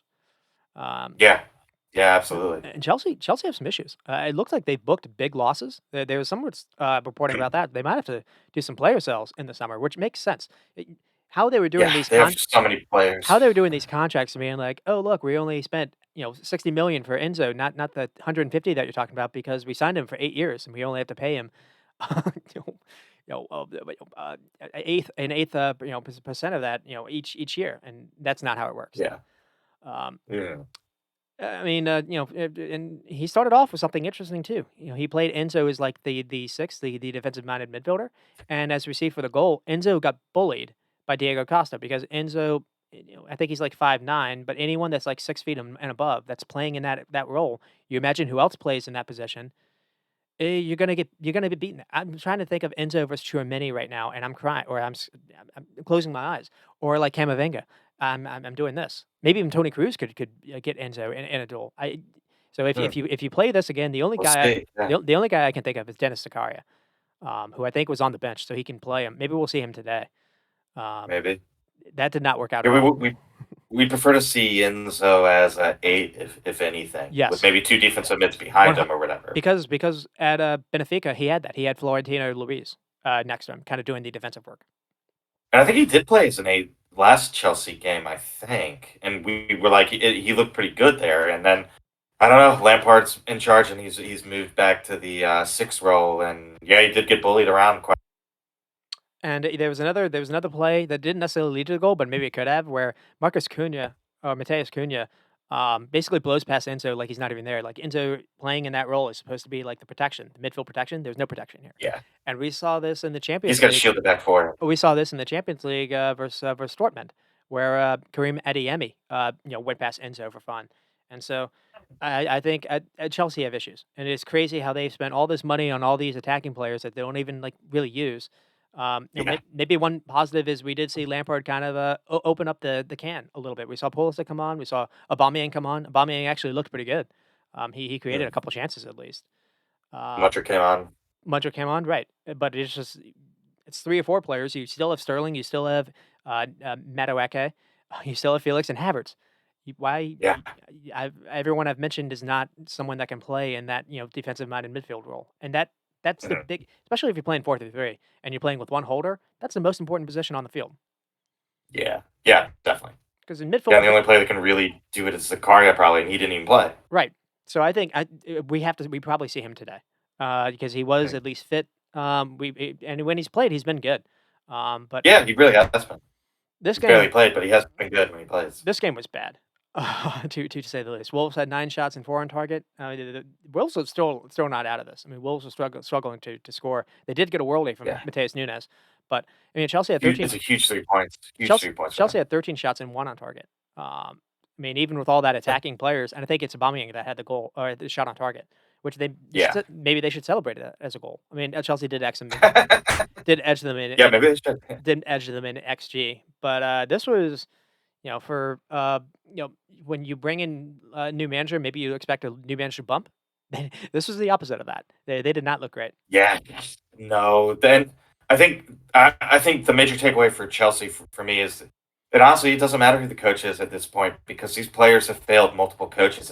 It's That's a down good to the point. That's a players. really good point. They're not playing, and maybe a lot of them are pretty new to the team. They just haven't settled down. But yeah, it's all on the players in my opinion. It doesn't matter if Lampard's the coach. Doesn't matter if Tuchel's the coach. Doesn't matter if Potter's the coach. It probably wouldn't matter if De Zerbi's the coach. It's the players. It's the players' fault, and they bear the brunt of this. And I mean, I made a It'd be joke. nice to see some players take responsibility like Son did. I'm I don't think it's gonna happen. I made a joke in like a little group chat that the first thing I was going to do was captain Mason Mount, and apparently he's not necessarily back yet. Um, Yeah. Because, the quote unquote, Lampard's son, he just seemed like now Mount will finally be played. It doesn't seem like he's necessarily back yet. I was surprised we didn't necessarily see him. So maybe he can come in and maybe kind of change this up a little bit. I mean, there is some talk Yeah, about behind the maybe. scenes that he's having contract issues with Chelsea. But Mhm. I Yeah, I saw just that too. the only thing I'll say is we did see Aubameyang come on, and he did actually offer them something. Reece James had a couple really good crosses in that he was able to find Aubameyang. And the only thing I'll say here is the one negative you can blame or aim at Potter was the reluctance to not try him more, because it was Mhm. weird, and it's just you had all this issues with finding a striker the entire season. I think they said this was a game between the second worst team scoring goals. I think Wolves have scored 23, and Chelsea have scored 29. Damn, Arsenal, I too think, bad. Arsenal, I think, are closer to like 85. Yeah, For an example, City, I think, are close too. So just that just yeah, 72 and 75 oh, there we go. I was a little off on those 2, but they'll with a probably big gap. they'll be in the 80s by the end of the season with 10 go Yeah, with 10 games definitely. left. Um, and so, yeah, and one thing to maybe say is one player that's maybe not happy with Lampard being back is Conte, because one of the things that like Tuchel did, like the first thing he did, because first Lampard was playing Conte as like kind of like a lone six, like the lone DM, kind of the player that I'm talking about, and it didn't work. Conte is like Conte at Leicester or had like Danny Drinkwater next to him. He's always played in a pivot, and he had Kovacic next to him under Tuchel. And it seems I don't know if the idea when Lampard gets back is to try him again there. But Mm. anyways, that could be maybe something to say. I think he did play. Yeah. Did, I don't even no. Enzo played deeper versus Liverpool on Wednesday. So it was Conte Mm. and then Kovacic and it was weird to not see Conte actually. Conte, Kovacic, and Enzo versus Liverpool. But I don't know what we'll see today. If it's not Dennis Zakaria, I don't see how any way Chelsea can, other than Real Madrid just having stinkers.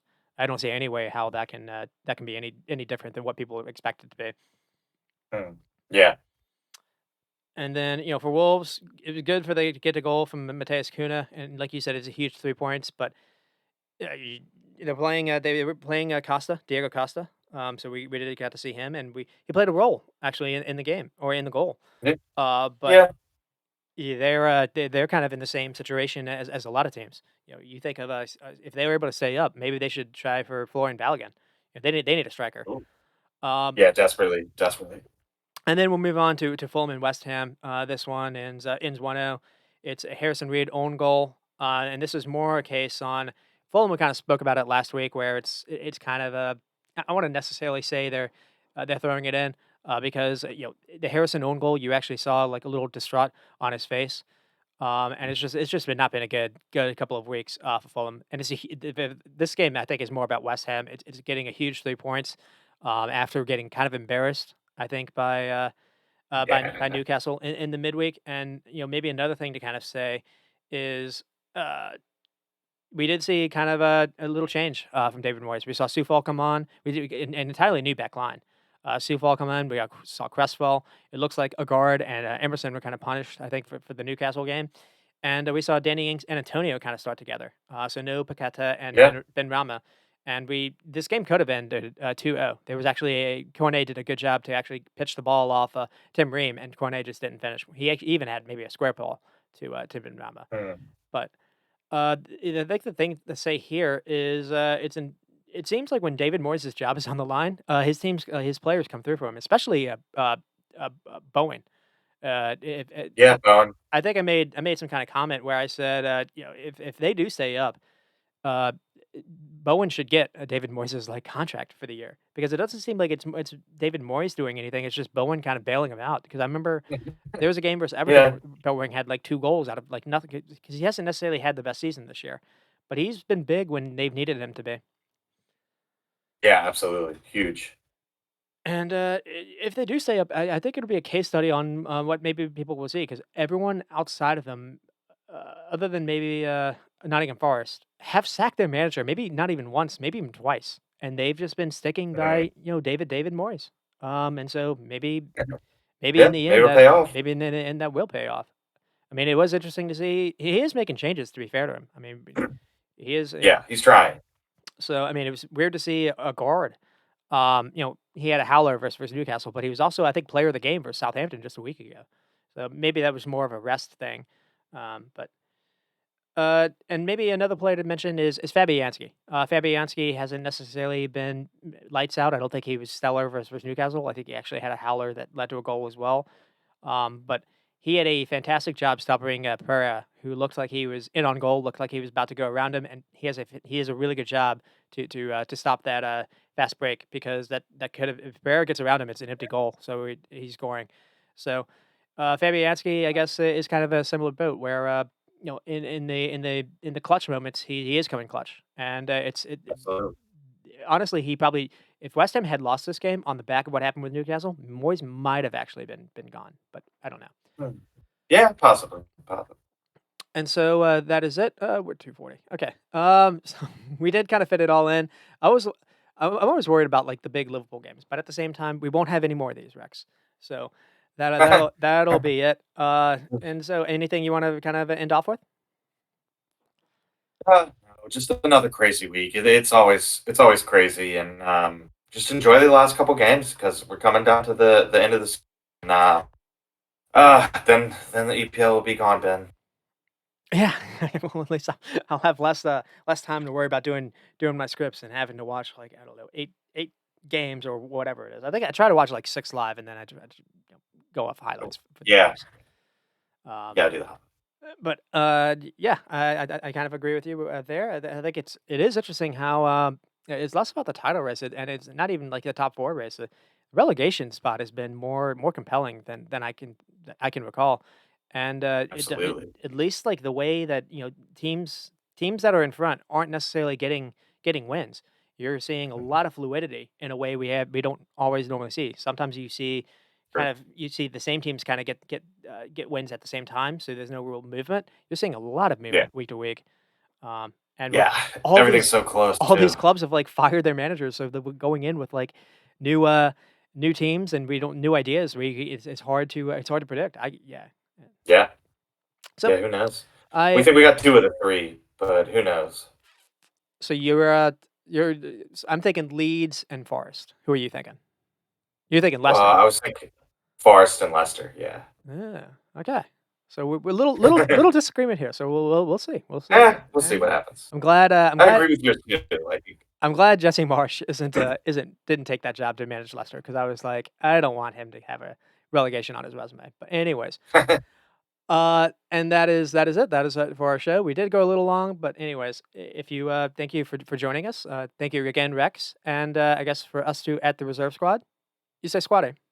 Stay squatty. Thanks for listening.